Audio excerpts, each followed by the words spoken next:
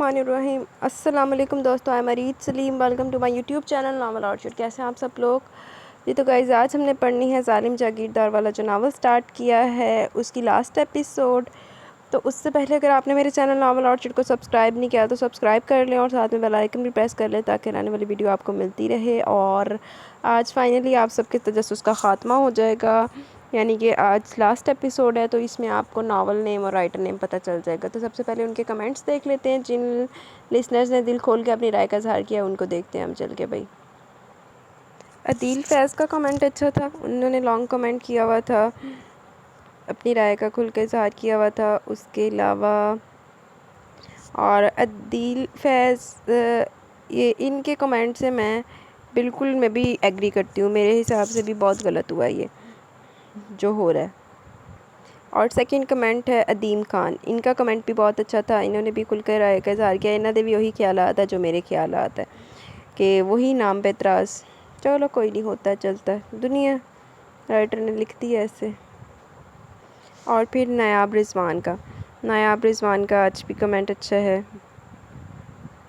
ये देखिए, इन्होंने भी लॉन्ग कमेंट किया और काफ़ी अच्छा कमेंट किया इन्होंने भी।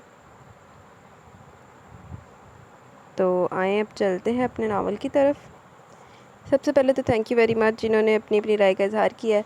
और जो मेरी दोस्त है अरीज ने तो कल भाई रात सारी जाग के सुबह तक पढ़े हैं। आज सुबह वो पिछली 10 किस्तें 10 की 10 वो सुन के सोई है। एड्डी ने क्यूरियोसिटी पै गई। अभी मुझे कब से मैसेज कर रही थी कि जाके लास्ट एपिसोड रिकॉर्ड कर ले, लेकिन मैं सिर्फ इस वजह से नहीं आ सकी कि मैं प्रेजेंटेशन बना रही थी। मैंने एक आधे लिसनर को बताया भी था, आप लोगों के मैसेजेस आ रहे थे लास्ट एपिसोड जल्दी देने के लिए, लेकिन आई एम एक्सट्रीमली सॉरी। आज मैं बिज़ी थी, सुबह मेरी प्रेजेंटेशन है तो वो रेडी कर रही थी। पहले असाइनमेंट लिखी, फिर प्रेजेंटेशन बनाई, तो उसमें बहुत टाइम लग गया। अभी मैं उठी हूँ, उठ के नमाज़ पढ़ी है, नमाज़ पढ़ के फिर मैं यहाँ पर रिकॉर्डिंग के लिए आ गई हूँ। तो आए बगैर टाइम जाएँ कि हम अपनी लास्ट एपिसोड रीड करते हैं। दोपहर के 3 बजे के करीब इस खूबसूरत से बड़े से हालनुमा ड्राइंग रूम में सलाशा अपने मखसूस अंदाज में फॉर्म के सिंगल सोफे पर विराजमान था।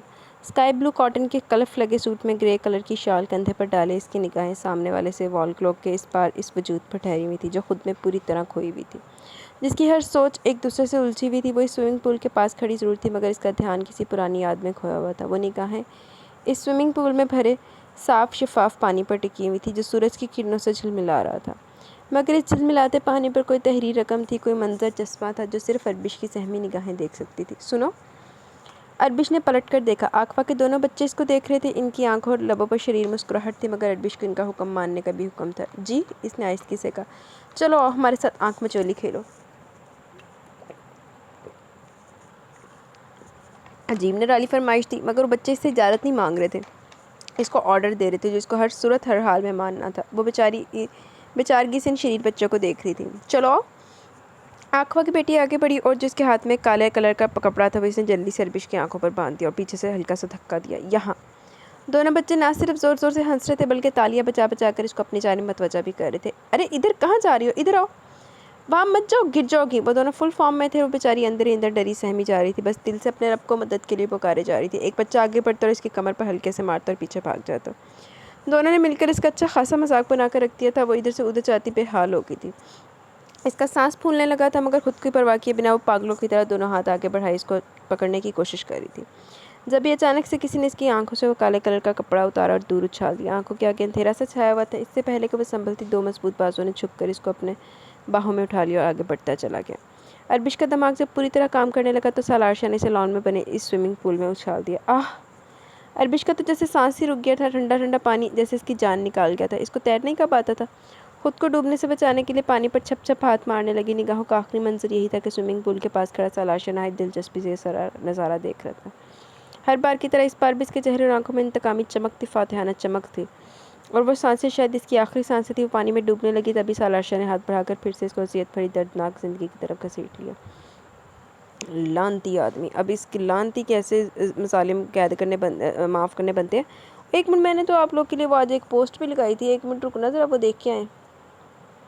जी, तो 90% लोगों का कहना है कि सालारशा को माफ़ी मिल जाएगी। आज हमने देखना है कि उसको माफ़ी मिलती है कि नहीं मिलती, और मुझे यकीन है 99% आवाम चाहती ये होगी कि नो, कि ना मिले। अगर मेरा नावल होता तो फिर, अगर मैं राइटर होती तो फिर मैंने आपकी ख्वाहिश ज़रूर पूरी करनी थी, क्योंकि जो आपकी ख्वाहिश है वो मेरी भी ख्वाहिश है। अब पता नहीं राइटर ने किसकी ख्वाहिश पूरी की है, तो आज पढ़ते हैं राइटर को किसकी ख्वाहिश राइटर ने पूरी की है। हाँ जी, बैक टू नावल। अरबिश का रंग एकदम सफ़ेद पड़ गया था। वो स्विमिंग पूल के सामने से तेरी से पीछे हटी और अपने धड़कते दिल पर बेसाख्ता हाथ रखा। इन आंखों में, इस चेहरे पर बला का खौफ था, इसकी सांसों की बेरबत कैफियत, इसकी जिस्म की हल्की हल्की कपकपाहट, कुछ भी तो इन ग्रे कांच से मख्फी नहीं रहा था। इन स्याह नैनों में जो भी दास्तान रकम थी, सलाशा इतनी दूर से बासानी पढ़ सकता था। मैं कोई तमहीद नहीं बांधूंगा, ना ही माफ़ी मांग सकता हूँ। लाख लानत तेरी ज़िंदगी, तो फिर तो खेल लेना है, लानती है बगैरत। सलाशा की गंभीर और भारी आवाज़ ने सिर्फ लम्हे भर को राइब मलिक को हैरान किया। इसने गुस्से से इसको देखने के बाद बीबी जान को देखा। बीबी जान ने आंखों के इशारे से राइब मलिक को खामोश रहने का कहा, वरना सलाशा की ये बात तो इनको भी पसंद नहीं आई थी, मगर वो चाहती थी पहले सलाशा की सुनी जाए। अद्दा दीदी सुनने दी धक्के मार के जुतियाँ मार के बाहर कढ़िया जाए इन्होंने, लानती नो। नहीं तू लेने क्या है यहाँ पे, अपनी माँ लेने आया? जब तू माफ़ी नहीं मांग सकता जी, जल मगरो ला दफ़ा हो जाके। क्योंकि मैं जानता हूँ माफ़ी, शर्मिंदगी और नदामत जैसे लफ्ज़ इन सब के आगे बहुत छोटे हैं जो कुछ मुझसे सरजद हुआ। मैं अपने अमल से से ही ये यकीन दिला सकता हूँ कि अरबिश आगे की ज़िंदगी में मुझ पर फ़ख्र करेगी। अरबिश फ़ख्र करे ना करे, मैं तेरे तो लानता ही भेजाँगी। सलाशा की आदत थी या फितरत कह लें कि ना तो बात को तूल देता था और ना ही किसी में बहस में पड़ता था, दो टोक बात करता था। मगर इसकी इस बात का मतलब राइब मलिक और बीबी जान अच्छी तरह समझ के वो क्या चाहता था वो जान गए थे, मगर ज़रूरी नहीं था कि राइब मलिक इसकी बात से इत्तेफाक करता है। इसका इरादा तो था कि वो सलाशा को खरी खरी सुनाई, यानी इसकी नज़र में ना तो इंसानियत को चीज़ थी और ना इंसानी जज्बात। सलाशा वो वडेरा होगा तो अपने गांव का, इसके एक इशारे पर लब्बैक कहने वाले इसके गांव में होंगे, मगर ये इसकी भूल है कि यहाँ इसका सिक्का चल जाएगा, क्योंकि राइब मलिक ऐसा कुछ होने नहीं देगा। और राइब दीदी मेरी सोच ज़िंदगी से पहली बारी मिली। राइब मलिक की आंखों और चेहरे की बरहमी और बिगड़े तेवर को राफिया मलिक के साथ साथ बीबी जान भी भांप चुकी थी, मगर वो ये भी जानती थी राइब मलिक एक गर्म खून है। वो गुस्से में शायद सलाशा से टकरा भी जाता, लेकिन फ़ायदा क्या होता, कुछ नहीं, नुकसान फिर भी इस मासूम सी बेज़र से अरबिश का ही होना था। इसका मतलब आप अभी भी अपने बारे में सोच रहे हैं। अरबिश की राय, इसकी सोच आपकी नज़र में कोई मायने नहीं रखती। राइब मलिक का सर्द अंदाज और सदलब लहजा सलाशा को बहुत महसूस हुआ। इसने संजीदगी से राइब मलिक को देखा। ये आपसे किसने कहा कि अरबिश मेरे लिए कोई मायने नहीं रखती? अरबिश मेरी बीवी नहीं, मेरी बेटी की माँ भी है। ठीक है, माजी में नादानिस्त की और अनजाने में बहुत सी गलतियाँ हुई, मगर मैं इसका अजाला करने को तैयार हूँ। सलाशा ने बहुत नरमी से इसको जवाब दिया। अपने गुरूर और घमंड में मैंने बहुत कुछ गवा दिया राइब साहब, मगर अरबिश को खोना मेरे लिए मुमकिन नहीं। तो खुदकुशी क्यों नहीं कर लेंदा? एक कदी चलो कोशिश ही कर लेंदा, साढ़े दिल में भी थोड़ी तसल्ली मिल जाती। सलाशा के लहजे में जोशा को खोने का दुख बोल रहा था। इन ग्रे कांच जो चेहरे पर दर्द हलकुरे ले रहा था। राइब मलिक ने जो कुछ देर पहले सलाशा के लिए राय कायम की थी, उसको बदलनी पड़ी। मैं तो नहीं बदली, मैं तो पूरे नावल दी जी रखी सी हो ही रखी है। जावे राइब, जिंदगी च तेरी पहली बार बिना सोच मिली सी, फिर भी दर फेटे मुँह तेरे थे। वो संजीदगी से अरबिश के लिए सोचने लगा था शायद, मगर ज़रूरी तो नहीं जो सलाशा चाहता है वैसा ही कुछ अरबिश भी चाहे। शुक्र है अरबिश तभी किसी ने उसे ख्याल आया। ये ज़िंदगी एक हकीकत है जिसमें कुछ तलखी और शीरीनी है। अब या तो ज़बरदस्ती या फिर खुशी से, मगर हमको इसी में जीना है। अरबिश तुम्हारी बीवी है, तुम्हारे निकाह में, इस बात से कोई इनकार नहीं कर सकता। तुम हक बचाने पर इसे अपने साथ ले जाने में, मैं अपने साथ रखने में, ये जाने ये सोचे बगैर कि अरबिश का दिल क्या कहता है, वो क्या सोचती है, क्या चाहती है। बीबी जान ने सलाशा को गहरी नज़रों से देखते हुए संजीदगी से कहा, देखो बेटा, औरत बहुत नाजुक सी हस्ती होती है, मोहब्बत के जज्बात से गूंथी भी होती है। वो ज़्यादा की ख्वाहिश नहीं करती, वो बस अपने शोहर से इज़्ज़त और मोहब्बत चाहती है। और औरत की आला ज़र्फ़ी तुम यहाँ भी देख सकते हो कि इसका शोहर इस पर जुल्म की इंतहा कर दे, नफ़रतों के तलखियों के पहाड़ तोड़ दे, मगर शोहर की एक मोहब्बत की निगाह से पिघल जाती है। इसके चंद मोहब्बत भरे बोल से इसका दिया हर दर्द, हर जख्म भुला देती है। लख दी लानत फिर अद्दा दी औरतों ते भी, तो बीबी जान तो सुन दी मेरे मुँह चो। बीबी जान इसको समझाना चाह रही थी, वो नहीं समझती थी कि सलाशा इनकी बात को समझ नहीं सका होगा। मैं अरबिश को मना लूँगा बीबी जान, सलाशा ने मजबूत लहजे में कहते हुए एक बार फिर बॉल क्लॉक ग्लास के इस पार देखा, मगर अब वो जगह खाली थी। वो हल्का सा बेचैन हो गया। मुझे यकीन है तुम इसको मना लोगे, मगर इस यकीन से पहले अरबिश के यकीन का पुख्ता होना ज़रूरी है कि वो जिस खौफ में, जिस डर और जिस अजियत भरी ज़िंदगी में जी रही है, वो अब इन सब से आज़ाद है। बीबी जान के शाइस्ता लहजे में कही गई इन ज़ुमानी बात ने सलाशा को शर्मिंदा कर दिया। तेरी शर्मिंदगी चार पाना सी। अरबिश को इस हालत तक लाने का जिम्मेदार भी तो वही था। बीबी जान की ज़ीरक निगाहों से सलाशा के चेहरे और झुकी निगाहों की शर्मिंदगी छुप नहीं सकी। एक तो बीबी जान दी ज़ीरक निगाहें ही बंदा काट लवे फड़ के। मेरा मकसद आपको शर्मिंदा करना नहीं था बेटा, मेरा मतलब बस यही है कि इस वक्त अरबिश की ज़हनी हालत ऐसी है कि ऐसी है ही नहीं कि वो किसी का भी सामना करे, खासकर आपका। ज़ोर ज़बरदस्ती करने से कोई भी शर्त टूट सकती है, इसलिए हम यही चाहते हैं कि अभी अरबिश को कुछ वक्त तो इतना कि वो ये तस्लीम कर ले कि इसका जो कुछ है सिर्फ सलार है। राइब मलिक बोलना तो बहुत कुछ चाहता था, मगर बीबी जान की यूं नरमी से समझाने पर वो चुप हो गया। कहता तो वे भी यही सब कुछ, मगर इसका तरीका और अंदाज़ ज़रा मुख्तलिफ होता। सही मानों में कहा जाए तो बहुत सर्द, बहुत सख्त। सलाशा खामोश बैठा रहा। बीबी जान इसकी बड़ी हैं, वो अगर ये सब बोली हैं तो कुछ गलत भी नहीं है। तेरे वगैरह भी किसी ने बड़ा समझना जान दे, लानतिया। सलाशा अरबिश को अपने सामने ज़रूर देखना चाहता था, मगर इस बार इसकी आंखों में, चेहरे पर कोई डर और खौफ नहीं, बल्कि इंसान नैनों में इसके लिए कायनात का पूरा प्यार देखना चाहता था। डिमांडा चेक करो, लानती दियाँ। अस्सलाम वालेकुम। हल्की सी कांपती आवाज़ की सिम सलार शाह ने निगाहें ऊपर को उठाई, जहाँ अनशा अपनी गोद में किसी मासूम सी बच्चे को लिए खड़ी थी। वालेकुम अस्सलाम। सलार शाह ने धीरे से जवाब देते हुए इसके हाथों में इस गुलाबी बिस्तर में इस मासूम सी बच्ची को देखा जिसकी बेटी थी। सलार शाह का खून जोश में आने लगा। लानती खून। इसकी आंखों से मोहब्बत की किरणें फूटने लगी। राइब मलिक जो नशा के साथ ही खड़ा था, इसने नशा के हाथ से गुड़िया को आहिस्ती से लिया और सलार शाह की तरफ बढ़ा दिया। मर्द चाहे कितना ही सख्त क्यों ना, मगर अपनी औलाद के मामले में जो चमक, जो रंग इसके चेहरे और आंखों से फूटते हैं, वही सारे रंग राइब मलिक इस वक्त सलार शाह के चेहरे पर देख रहा था। मैं भी देखती हूँ ना, अगर यही बेटी इसकी पैदा हुई होती, वो जोया शाह की असलियत खुलने से पहले तो किस तरह करता। अगर इतना ही मर्द था ना, तो अपनी गलतियों का एहसास तब करता जब इसको सच्चाई का पता नहीं था। लानती ना हो तो। सलार शाह ने बहुत एहतियात से अपनी गुड़िया को अपनी बाहों में भर लिया, जैसे इस पूरी कायनात की खुशी इसकी बाहों में सिमट आई हो। बीबी जान की आंखें नम हो गई। ये प्यार होता ही ऐसा पाक और मुकद्दस। बीबी जान बहुत ही इमोशनल है। बीबी जान ना होया होंदा तो बीबी जान पता होंदा। वो दोपहर के खाने से फारिग हो गई थी। जुबैरा जहाँ को भी दोपहर की दवाई देकर इनसे कुछ बातें दूर दूर की कुछ ही देर में वो भी जब सो गई तो वो भी आराम की घर से अपने बेडरूम में चल गई। रात तो यही था कि सोचा वो भी थोड़ी देर के लिए, मगर नींद ही नहीं आई, इसलिए सोचा वार्डरोब की सफाई कर ले। हालांकि सब साफ सुथरा था, मगर टाइम गुजारने के लिए कुछ ना कुछ करती रहती थी। खुद को पूरी तरह घर के कामों में मसरूफ़ कर लिया था, सवाए अली शाह के वो मुकम्मल तौर पर इससे लाताल्लुक़ रहती। इसके किसी काम को हाथ नहीं लगाती, बस ये एहसास ज़रूर करती कि मुलाजमा को कह देती कि अली शाह के कपड़े अच्छी तरह धोकर इस्त्री करके हैंग कर दो, या जब इसकी ज़रूरत हो मुलाजमा से कह देती कि चाय भिजवा दो, या इसका कुछ खाने का दिल हो। वो इशारे से जुबैरा जहाँ से कह रहा होता तो वो मुलाजमा से कह देती, मगर खुद कभी इसका कोई काम नहीं करती थी। सब जान गए थे बाज़ का बहुत मज़े मज़े के खाने बनाती है। काकफा कभी यहाँ आती तो इसके बच्चे फरमाइश करके कभी इससे पिज़्ज़ा तो कभी चिकन की कोई ना कोई डिश बनवा के खाते हो, वो बनाती भी। इसके चेहरे पर मामूली से भी शिकन नहीं आती, बल्कि वो बच्चों से खुश होती थी, इनसे बातें करती थी, इनकी एक्टिविटी के बारे में पूछती, जिस पर अली शाह कभी कभी दिलफरेबी से छेड़ता, या अल्लाह मुझे भी औलाद की नेमत से नवाजते। इसका ये बेबाक जुमला बाज़ को सरता पास सुलगा देता और इन बच्चों के सामने सवाए कुड़ने के कुछ नहीं कर सकती, या फिर अली शाह के जुमले मजीद पढ़ते तो वो घूर के वहाँ से चली जाती। पीछे अली शाह की दिलचस्प निगाह पुरशौक मुस्कुराहट इसको महसूस होती। दूजा ब्याह कर ला जो तू भी साहब औलाद दी नेमत लैनी थे। इस वक्त भी इसको वही सब बातें याद आ रही थी। अली शाह 2 घंटे पहले ही डेरे पर किसी काम से गया था। इसकी गैर मौजूदगी में बाज़ को महसूस होता जैसे वो इसकी सोचों पर काबिज़ हो रहा है। इसकी मुस्कुराहट, इसके शरीर जुमले। नहीं चल रहने दे, ना करीब, या बाज़ सेट हो जाएगी तेरे नाल। उफ़, बाज़ बुरी तरह झंझला के रहेगी। ये मुझे क्या हो रहा है? मैं अली शाह को क्यों सोच रही हूँ जबकि मैं तो इसकी शक्ल भी नहीं देखना चाहती। मुझे नफ़रत है, शदीद नफ़रत है। शदीद नफ़रत की हद जहाँ ख़त्म होती है तुम्हारी, वहाँ से मेरी मोहब्बत, मेरी दीवानगी और इश्क की शुरुआत होती है। सबज कांच में जहाँ भर का प्यार लिए बगौर इन बदामी आंखों में झांक रहा था। इस वक्त भी बाज़ ने सवाए नफ़रत से देखने के और कुछ नहीं किया था। वो इन सारी बातों को छुटलाती वार्डरोब की जानी पड़ी। सारी दराज को साफ़ कर दिया, मगर एक कोने वाली दराज जिसमें अली शाह का बहुत ज़रूरी सामान रखा था, जिसे वो कभी हाथ नहीं लगाती थी, और ये बात अली शाह अच्छे से जानता था, इसलिए तो कभी इसको लॉक नहीं किया। बाज़ का खाद बेसाख्ता है जिस खाने की जानी पड़ा, और वार्डरोब का वो दरवाज़ा खोल लिया। उनको ही ना कोई नवा चांद चढ़ना आए थे। वहाँ इसके प्रेस शुदा कपड़े हैंगर थे, वहाँ एक दराज भी थी। बाज़ ने वो दराज भी खोल ली। हालांकि ये तो थी तो ये गैर अखलाकी हरकत इसकी नज़र में, मगर जब कोई काम करने को तो था नहीं और नींद भी नहीं आ रही थी, तो सबसे पढ़कर अली शाह भी नहीं था, तो यही फजूल काम कर लिया जाए। इसने हाथ बढ़ाकर दराज खोली और नज़र सबसे पहले जिस शय पर पड़ी, बाज़ को लगा वो पत्थरी सी हो गई है, या फिर क़यामत है जिस पर टूट गई है। बाज़ ने ऑक्सीजन पंप उठाया। वो आंखें बंद करके भी बता सकती थी ऑक्सीजन पंप, और साथ रखा ये फ़ोन तब्रेज़ खान का। एलो पै गया स्यापा। मगर ये अली शाह के पास क्या कर है? कितने लातादाद उलझे सवाल इसके दिलो दिमाग में हलचल मचा रहे थे। इसकी आंखों और चेहरे पर भी उलझन थी। सबसे पहला सवाल यही उठता था कि आखिर दोनों चीज़ें अली शाह के पास क्या करी थी? अन्नी दिए लैके वो आया तो उहदे कोल ही होनियां सी।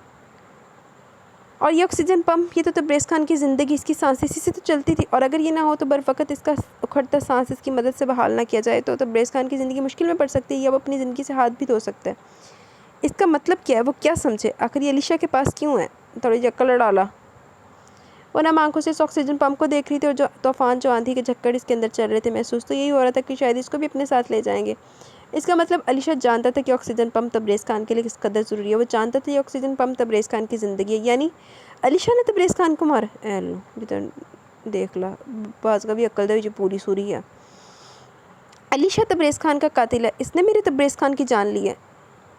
बाज़ मुसलसल बड़बड़ा रही थी। बदगुमानी और गलत फहमी ने हर तरफ से इसको घेर लिया। इसकी नफ़रत में 1000 गुना इजाफा हो गया। वो एक कातिल के साथ एक छत तले इतने अरसे तक सेंस लेती रही। नहीं, वो यहाँ भी एक सेकंड के लिए भी रुकेगी। जाके दफ़ा हो। वो भी बाबा जान के पास जाएगी। मैं इनको बताया कि वो किसी सूरत अली को माफ़ नहीं करेगी। वो इसको फांसी के फंदे तक पहुँचा के रहेगी। और फिर वो जिस हुलिये में थी, इसी में वो दोनों चीज़ें लिए बाहर आई। को 1-1.5 घंटे की ड्राइविंग के बाद हवेली के ड्राइवर ने बाज़ को इसके घर छोड़ा और ख़ुद वापस हवेली की जानिब चला गया। बाबा जान, ज़ारों के तार रोती बिलकती वो ज़ोर ज़ोर से आगा अकबर खान को आवाज़ पुकार रही थी। बाज़ का बेटा क्या हुआ, ये क्या हालत बनाई हुई है? सबरेज़ खान जो बाज़ के आने से 2 मिनट पहले ऑफिस से आकर बस बेडरूम में गया था, बाज़ की रोती चीखती आवाज़ पर वापस उल्टे कदमों बाहर आया। और जो बाज़ की ऐसी बिखरी उजड़ी हालत देखी तो दिल जैसे धक से रह गया। जो डर वसवसे इसके दिलो दिमाग में डेरा डाल के बैठे हुए थे वो कहीं सच तो नहीं हो गए? सबरेज़ लाला, वो भागती हुई सबरेज़ खान के सीने से लगी, जिस तरह वो बिलक बिलक कर रो रही थी, तड़प रही थी। ऐसा लग रहा था जैसे आज ही तबरेज़ खान फोत हुआ। अनाबिया और कशमाला जो किचन में डिनर की तैयारियां करी थी, बाज़ के चीखने और रोने की आवाज़ पर बाहर आ गई। कशमाला तो जैसे लम्हे भर को चकरा के रह गई। सबरेज़ खान के सर्द रवैये से वैसे भी आजकल सहमी हुई थी, और फिर बाज़ की ऐसी हालत, या अल्लाह रहम, वो बस यही कह सकी। बोलो मेरे बच्चे, हुआ क्या? बताओ मुझे, क्या किया अलीशा ने? मैं हवेली की ईंट से ईंट बजा दूंगा कि मेरी बहन के साथ मामूली सी भी नाइंसाफ़ी की हुई हो तो। सबरेज़ खान का गुस्सा, इसका जलाल अपने अरूज पर था। ये देखें, बाज़ ने हाथ में पकड़ा फ़ोन और ऑक्सीजन पंप इसके सामने किया। इसी असना में दाइम खान भी ऑफिस से आ चुका था। सामने इस मंजर ने इसको भी चौंका दिया, बल्कि बाज़ को किस तरह रोते देख वो खुद भी परेशान हो गया था। नाबे की नज़र दाइम खान पर पड़ी तो वो इसकी तरफ बढ़ी, इसके हाथ से ब्रीफकेस लिया और नासमझी से इसको देखा। दाइम खान ने नाबे से कुछ भी कहे बगैर सबरेज़ खान और बाज़ की जानिब कदम बढ़ा दिया। बाज़, दाइम खान ने फिक्रमंदी से इसको पुकारा। दाइम खान को देखते हुए तड़प कर इसकी तरफ बढ़ी। दाइम खान ने इसके सर पर हाथ रखा और निगाह सबरेज़ खान पर थी। वो बाज़ का किस तरह बिखरने और उजड़े हुलिये की वजह जानना चाहता था। दाइम लाला, तबरेज़ को अलीशा ने मारा है। लड़खड़ाती और कांपती आवाज़ में जो इसने कहा वो किसी क़यामत से कम नहीं था। जैसे सातों आसमान इनके सरों पर आ गिरे, ज़मीन पैरों तले से खिसक गई हो। और देखते सी कैसी फसादी औरत है, पहले अपनी अकल का इस्तेमाल करके आप अपना बेड़ा गतारे, आप सोचे गलत तो हूँ ना आके ना पिछले भी परेशान कर देते। जानी बाज़ का मैं तेरा की करा।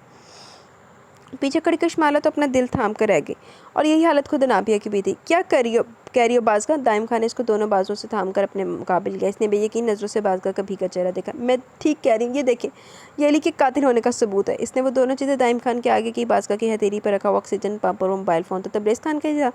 दाइम खान ने वो दोनों चीज़ें उठा के उलझन भरी निगाहों से देखा, और फिर सबरेज़ खान को देखा, जिसकी आंखों से शोले निकल रहे थे, जिसके चेहरे पर गैसो गजब के रंग बाज जाते। ये अच्छा नहीं किया अलीशा ने। तबरेज़ खान मेरा भाई था और मैं अपने भाई के कातिल को कभी माफ़ नहीं करूँगा। सबरेज़ खान की आंखों में ही नहीं, सर पर भी खून सवार हो गया। वो अगर इस वक्त सामने होता तो यकीनन उसको शूट कर देता, मगर इसकी बनिस्बत दाइम खान सोचों में घिरा इन हालात को समझने की कोशिश कर रहा था। अलीशा से इसकी बहुत अच्छी वाक़फ़ियत हो गई थी। अलीशा एक सुलझा हुआ इंसान है, अक्लमंद और समझदार, मगर जो सामने खुली आँख और खुले कानों से वो देख और सुन रहा है, ये सब क्या है? तेरी बाज़गाह दिमाग ही लग गया, जेन नहीं काम कर रहा। वो किस बात पर यकीन करे, किस चीज़ पर यकीन करे? बाज़ का जिस तरह हिचकियों से ज़ारो कतार हो रही थी, इसको चुप कराइए। सबरेज़ खान जो तैश इश्तियाल में हाथों से निकला जा रहा था, इसको संभाले। मगर सोचने की बात तो ये भी थी, क्या कर अलीशा के पास ये दोनों चीज़ें कर क्या रही थी? अकल से अन्य हो, अलीशा ही लेके आए सी तबरेज़ खान हो तो जो समान होते रह गया होगा तो केड़ी what's the big deal. Sabrez Khan ने दाइम खान को पुकारा। दाइम खान जो सोचों में उलझा हुआ था, सबरेज़ खान की सख्त और करख्त आवाज़ पर इसको देखा। जी लाला, बुलाओ अलीशा को यहाँ। सबरेज़ खान की आंखों के दहकते भड़कते शोलों ने तो जैसे पीछे खड़ी खौफजदा सी कशमालों को पूरे वजूद समेत झुलसा के रख दिया।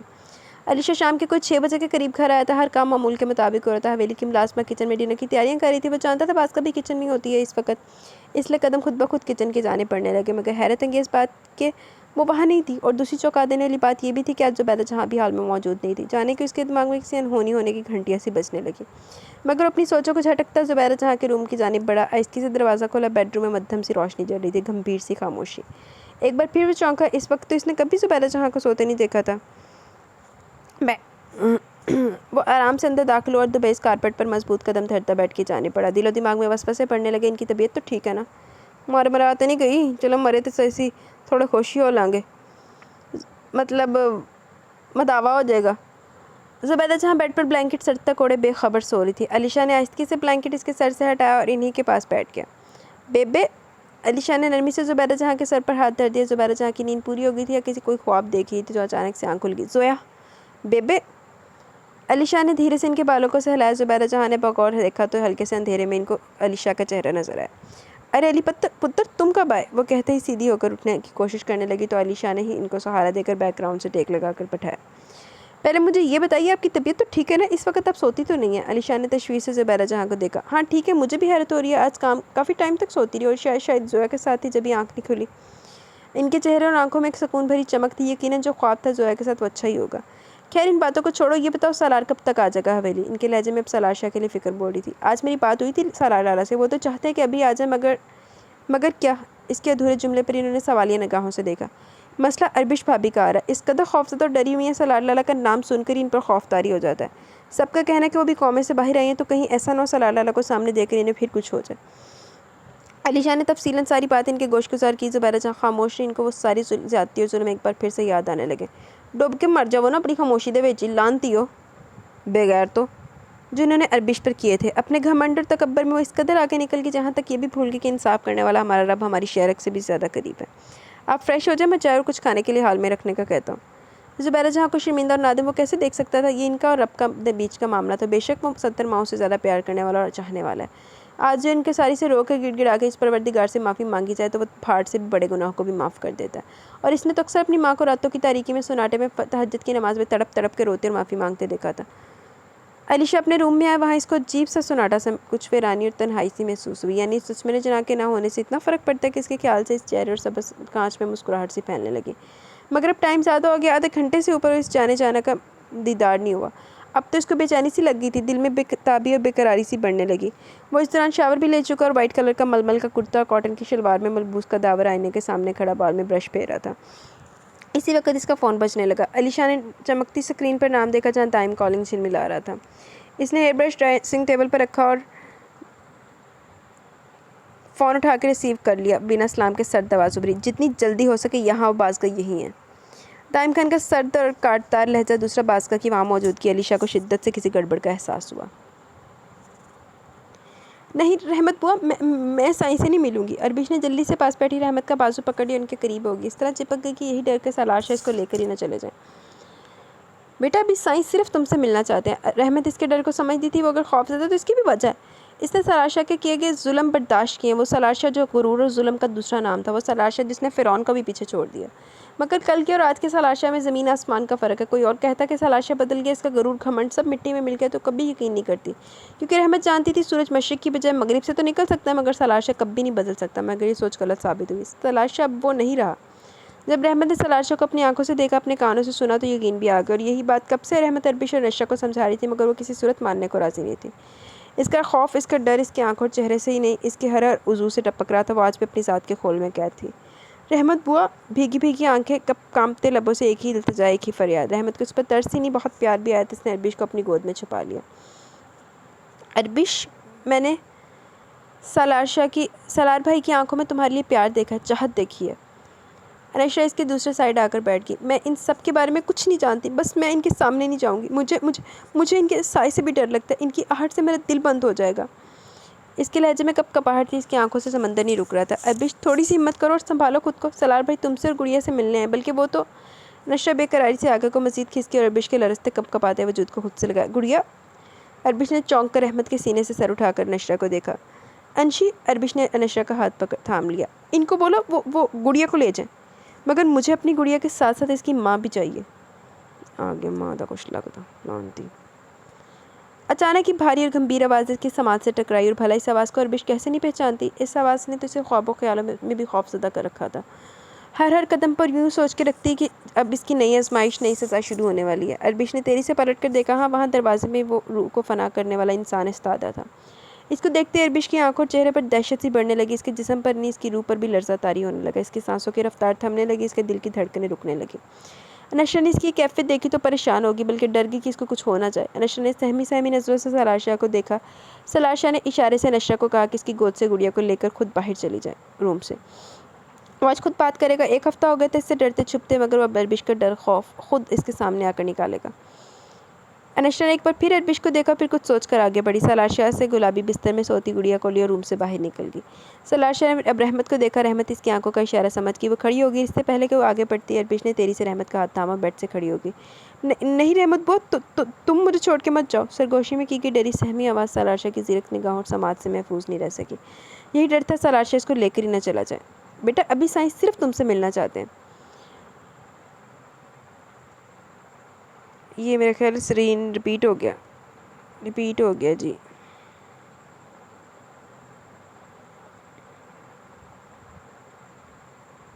किधर से है?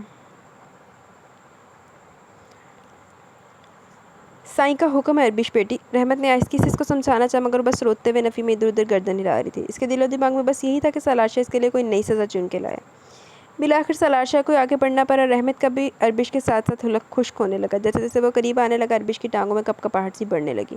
इसकी उंगलियों की गिरफ्त रहमत के बाजू पर मजीद सख्त होने लगी। स्याह नैनों पर पहरा देती वह स्याह घनेरी पलकों की बाट गुसार पर सजदारेज लरस रही थी। सलाशा इसकी सोचों को पढ़ता इसके मुकाबले आ ठहरा। वो ग्रे कांच इस मासूम चेहरे से होते हुए इसके दोनों हाथों पर जा ठहरे, जिनकी काद में रहमत का बाजू था। रहमत का बाजू छोड़ो अरबिश। इस हुक्म में जो सख्ती थी वो अरबिश को अपने दिल पर महसूस हुई। रहमत की भी सांसें थमने लगी, कहीं ऐसा ना हो सलाशा को गुस्सा आ जाए और फिर वो हाले भी सख्ती नहीं जा रही, लानती दी। रहमत के पूरे जिस्म में चूंटियाँ सी रेंगी। इसने कोशिश करके आहिस्ती से अरबिश के हाथों से अपना बाजू छुड़ाया और तेजी से निकलती चली गई। अरबिश भी इसके पीछे जाने लगी कि सामने सलाशा का पहाड़ जैसा वजूद हाइल हो गया। प्याजी कलर के कलफ लगे काटन के सूट में दोनों हाथों को पुष्ट पर बांधे वो 1 इंच के फासले पर खड़ा था। पर्पल एंड पिंक इम्तिजाज के सूट में पूरी जान से कपकपा रही थी, जैसे अभी ज़मीन बोस हो जाएगी। सलाशा के सामने आते अरबिश ने अपनी दोनों हथेलियों से अपना चेहरा छुपा लिया। सलाशा ने बगौर इसकी कांपती लरसती उंगलियां देखी, जबकि इसके बल्कि जिस तरह इसका पूरा वजूद हल्के हल्के हिचकियों की जद में काँप रहा था, सलाशा को महसूस हुआ कोई नुकसान न हो जाए और सलाशा मज़ीद कोई नुकसान नहीं उठा सकता था। वो मज़ीद इस नाजुक से वजूद के करीब और अपनी दोनों मजबूत आहनी बाहों का हिसार इसके इर्द गिर्द खींचती और कितने ही लम्हे तक इसको अपने होने का एहसास दिलाया था। लानती, इधर बैठो। अरबिश इसकी नरम सी गरमाइश पाकर भी मुतमिन और पुरसकून नहीं हुई। इसके अंदर का डर और खौफ ख़त्म नहीं हो पा रहा था। सलाशा ने इसको बेड पर बिठाया और इसके दोनों हाथों को अपनी चौड़ी हथेलियों में कैद करके हल्के हल्के सहलाने लगा, जिससे अरबिश की रीढ़ की हड्डी तक सनसना उठी। ऐसा महसूस हो रहा जैसे वो बर्फ़ की तरह ठंडी पड़ने लगी हो, यहाँ तक कि इसको हल्की हल्की सी ठंडी भी महसूस होने लगी। ये सारे एहसास सलाशा की निगाहों से पोशीदा नहीं रह सके थे। सलाशा को अपने बीते गुजरे दिनों पर पछतावा होने लगा, शर्मिंदगी होने लगी। इसके गुरूर तकब्बर की वजह से एक नाजुक सी लड़की अपनी ज़ात के खौल में कैद होकर रह गई थी। इसने अपनी अना अपना एतमाद सब खो दिया था। अपने जज्बात और एहसासात को जलते मरते देखा था। सामने बैठा ये नाजुक वजूद अंदर से किसी लाश की माने था और इसको इस हाल तक पहुंचाने वाला भी तो खुद था। लानती कमीना आदमी। और यार राइटर को चाहिए था कि अरबिश के एहसासात भी तो लिखती ना, इन दे लिख रही है, लानती दे। सलाशा ने अपने दोनों हाथ उठाए और इसका प्याला बनाकर इसके चेहरे पर धर दिया। आहिस्ते से इसका चेहरा ऊपर को उठाया। कितनी मुश्किल से वो स्याह घनेरी पल के ऊपर को उठी थी। आज इन ग्रे कांच का अंदाज बदला था, आज एहसास कुछ अलग से ही थे। आज इनमें प्यार का एक ठाठे मारदा समंदर था, इस कुल कायनात का प्यार जो अरबिश को देना चाहता था। अपनी बाहों के हसार में कैद करके इसको लिए बहुत दूर एक ऐसे जहाँ में ले जाना चाहता था, जहाँ वो इसको अपने प्यार का यकीन दिला सके, अपना प्यार नछावर कर सके। मगर इन स्याह नैनों में शर्म के कोई हया के रंग नहीं थे। सलाशा की इस तरह चाहत लुटाती नज़रों से देखने पर वो शर्म से नहीं बल्कि खौफ से सिमटने लगी। वो सहमी सहमी खौफजदा निगाहें बार बार पलके छपक कर सलाशा से आज़ादी चाहती थी, इन प्यार लुटाती निगाहों से छुप जाना चाहती थी। अरबिश पर इस वक्त जो मुश्किल खड़ी थी वह सलाशा की निर्माहट को महसूस ही नहीं कर पा रही थी, और करती भी कैसे। इसने कभी ऐसा कोई लम्हा इसकी झोली में डाला ही कब था? कब इस किसी खूबसूरत लम्हे की गिरफ्त में इसको कैद किया था? कब अपनी नरम गरम बाहों के घेरे में इसको लिए ख्वाबों के जहां में दूर तक किया था? कब इसके दामन से कोई पुरशौक या शरीर से जुमला बांधा था? कब अपनी निगाहों की गर्मी से इसको कसमसाने या लुभाने पर मजबूर किया था? और कब ऐसी बेसाख्ता भरी जिसारतें की थी कि शर्म से इसकी रंगत गुलनार पड़ने लगे? लानती आदमी। इस वक्त तो अरबिश इन गर्म निगाहों से खौफ के मारे सहमी जा रही थी, खुद में सिमटी जा रही थी। मगर सलाशा मजीद इसके खौफ और डर का इम्तिहान ही लेना चाहता था। वो इसका डर या खौफ निकालना चाहता था। अरबिश, धीमे से मगर चाहत से पुकारा। अरबिश बस समंदर भरी निगाहों से इसके पुकारने पर देख कर रह गई। सलाशा का ये अंदाज़, ये लम्स, ये कुर्बत अरबिश की जान ही तो निकाल ली थी। लग रहा था जैसे अभी दोनों हाथ जो इसके चेहरे पर धरे हैं वो आहिस्ता आहिस्ता से गर्दन पर जा रुकेंगे। कब तक खौफजदा रहोगी मुझसे? मैं जानता हूँ गलतफहमी नफरतों की भेंट तुमको चढ़ा दिया मैंने, और अब तुम वही देखती हो जो मैंने तुमको कल दिया, जिसमें सवाए अज़ियत और दर्द के कुछ नहीं था। मगर इस आज में मैं अपने बीते कल का मदावा चाहता हूँ। तुमको इतना प्यार, इतनी चाहत देना चाहता हूँ कि इन तकलीफ़ों और अज़ियतों का हर लम्हा भूल जाओ। आहो हलवा है ना, तू कह देता तो भूल गया, लानतिया। सलाशा ने अपनी दाएं हथेली की पुश्त हल्के से इसके ठंडे रुखसार पर फेरी और फिर बस अरबिश की स्क्रीन पर अंधेरा अपना घर बनाने लगा। आंखों की पुतलियों पर धुंध छाने लगी, अखरों खुर्द वो खोने लगी, फिर वही मजबूत बाहों में झूलती चली गई। चवल जी। अलीशा कुछ ही घंटे की ड्राइव पर आगा विला में मौजूद था। वो जैसे अंदर दाखिल हुआ बेसब्री से टहलता सबरेज खान किसी चील की तरह मानिद इस पर झपटा। पहले इसके मुंह पर जोरदार थप्पड़ मारा और फिर इसको गिरेबान से पकड़ के बुरी तरह झंझोड़ के रख दिया। अलीशा कहाँ इस हफ्तात के लिए तैयार था, घबरा के तो रह गया। सबरेज खान का जाहो जलाल, इसका इजारहाना सलूकी, गुस्सा कुछ समझ में नहीं आ रहा था। बोल क्यों किया तूने ऐसा? आखिर क्या दुश्मनी थी तेरे मेरे भाई से? क्यों इसको मारा तूने? सबरेज खान ने एक जोरदार थप्पड़ एक बार फिर इसके मुंह पर रसीद किया। गिरेबान इसका अभी भी सबरेज खान के हाथों में था। सबरेज लाला छोड़े। दाइम खान आगे बढ़ा और अलीशा को छुड़ाने की कोशिश की और वो कामयाब भी हो गया। अलीशा लड़खड़ाते कदमों से पीछे हटा। छोड़े मुझे दाइम, मैं इस रजील इंसान को जान से मार दूंगा। सबरेज खान दाइम खान के बाजू में मचल उठा था। पूरी जान से वो दाइम खान की गिरफ्त तोड़ने की कोशिश कर रहा था, मगर नाकाम साबित हुआ। सज़ा तो इसको मिलेगी, मगर ऐसे नहीं, कानून देगा इसको सज़ा। अंगारे अलीशा पर उछालते हुए नहायत तेज़ मगर गुस्से भरी नज़रों से इसे देखा। अलीशा सही मानो में उलझ कर रह गई और नज़र दूसरी सिमत गई जहाँ सोफे पर बाज़का बुरी तरह रो रही थी। इसके साथ अनाप भी बैठी इसको चुप कराने की कोशिश कर रही थी, जबकि सोफे के पीछे कश्माला निगाहें और सर को झुकाए किसी मुजरिम की तरह खड़ी थी, जैसे इससे कोई बहुत बड़ा गुनाह सरजद हो गया। एक लम्हे को अलीशा चकरा के रह गया। सब कुछ इसकी सोच इसकी समझ से पलट था। नहीं दाइम, इस बेरहम आदमी को कानूनी मैं सजा दूंगा जब भी मुझे सुकून मिलेगा। सबरेज़ खान आपे से बाहर हो रहा था। वो इस कदर गुस्से में था कि शायद अलीशा को मार ही दे। जब भी दाइम खान ने इस पर बात अपने बाजुओं की गिरफ्त मजबूत कर रखी थी। आखिर मैंने किया क्या है? अलीशा ने रोती हुई बाज़का को देखने के बाद दाइम खान के बाजू में जकड़े सबरेज़ खान को देखा। ये तू मुझसे पूछ रहा है बेगैरत? तुझे क्या लगा तू गुनाह करेगा, मेरे तबरेज़ को मारेगा और तेरा ये गुनाह छुप जाएगा? तो ये तेरी भूल थी। आंखों से गोया चिंगारियाँ निकल रही थी, जिसमें अगर सबरेज़ खान का बस चलता तो अलीशा को भस्म कर देता। व्हाट? अब वो सही से समझा भी था और चौंक भी गया था। वो ये इस पर कैसे इल्ज़ाम लगा रहे थे? सबरेज़ खान का बफरता दाइम खान का सर्द और काटता लबो लहजा अंदाज, बाज़ का कोई तड़प तड़प के रोना, कश्माला को शर्मिंदगी और नदामत में घिरे रहना, सब कुछ इसके सामने आ गया था। मगर इस इल्ज़ाम और इन लोगों की ऐसी सोच पर वो सिर्फ अफसोस करके रह गया। और सबसे बड़ा धचका जो इसको लगा वो बाज़ का क्यों रोने पर था, जिसका मतलब इसको यकीन था कि वो ऐसा कुछ कर सकता है। इसकी नफरत, शदीद नफरत अलीशा ने इसकी अदा समझ कर सही इसकी बेरुखी, इसकी बेइतनाई हंस के नज़रअंदाज की। मगर इस इल्ज़ाम को जो इसने किया ही नहीं कैसे बर्दाश्त कर सकता था? इतना घटिया और गिरा हुआ इंसान समझ लेते इसको बाज़का ने।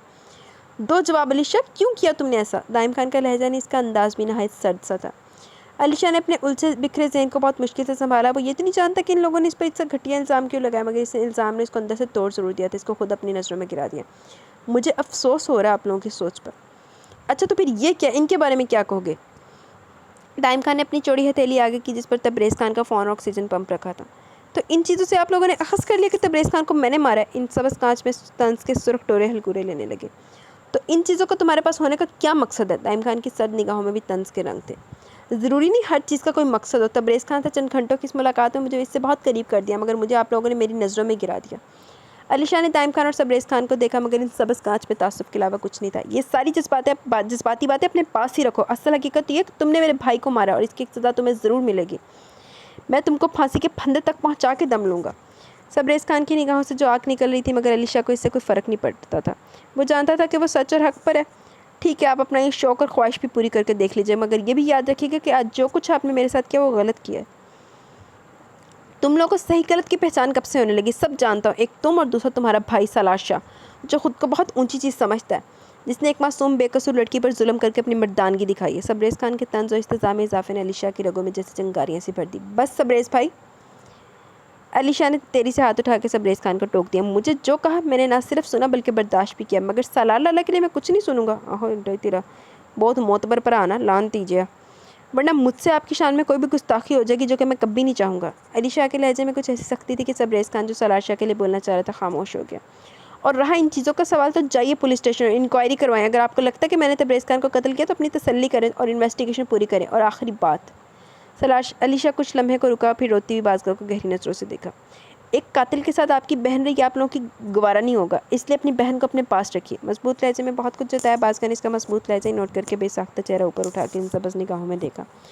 जाने इन सबस कांच में क्या था कि नहीं बेसाख्ता निगाहों को चुरा भी गई। इसका ये बरहम अंदाज दाइम को कुछ और ही सोचने पर मजबूर कर गया। कहीं लोगों से गलती तो नहीं होगी? बड़ी छेती नहीं सोच ले चंगी तरह जलील करन तो बात। तुझे क्या लगता है तुझ जैसे कातिल के पास मैं अपनी बहन को छोड़ूंगा?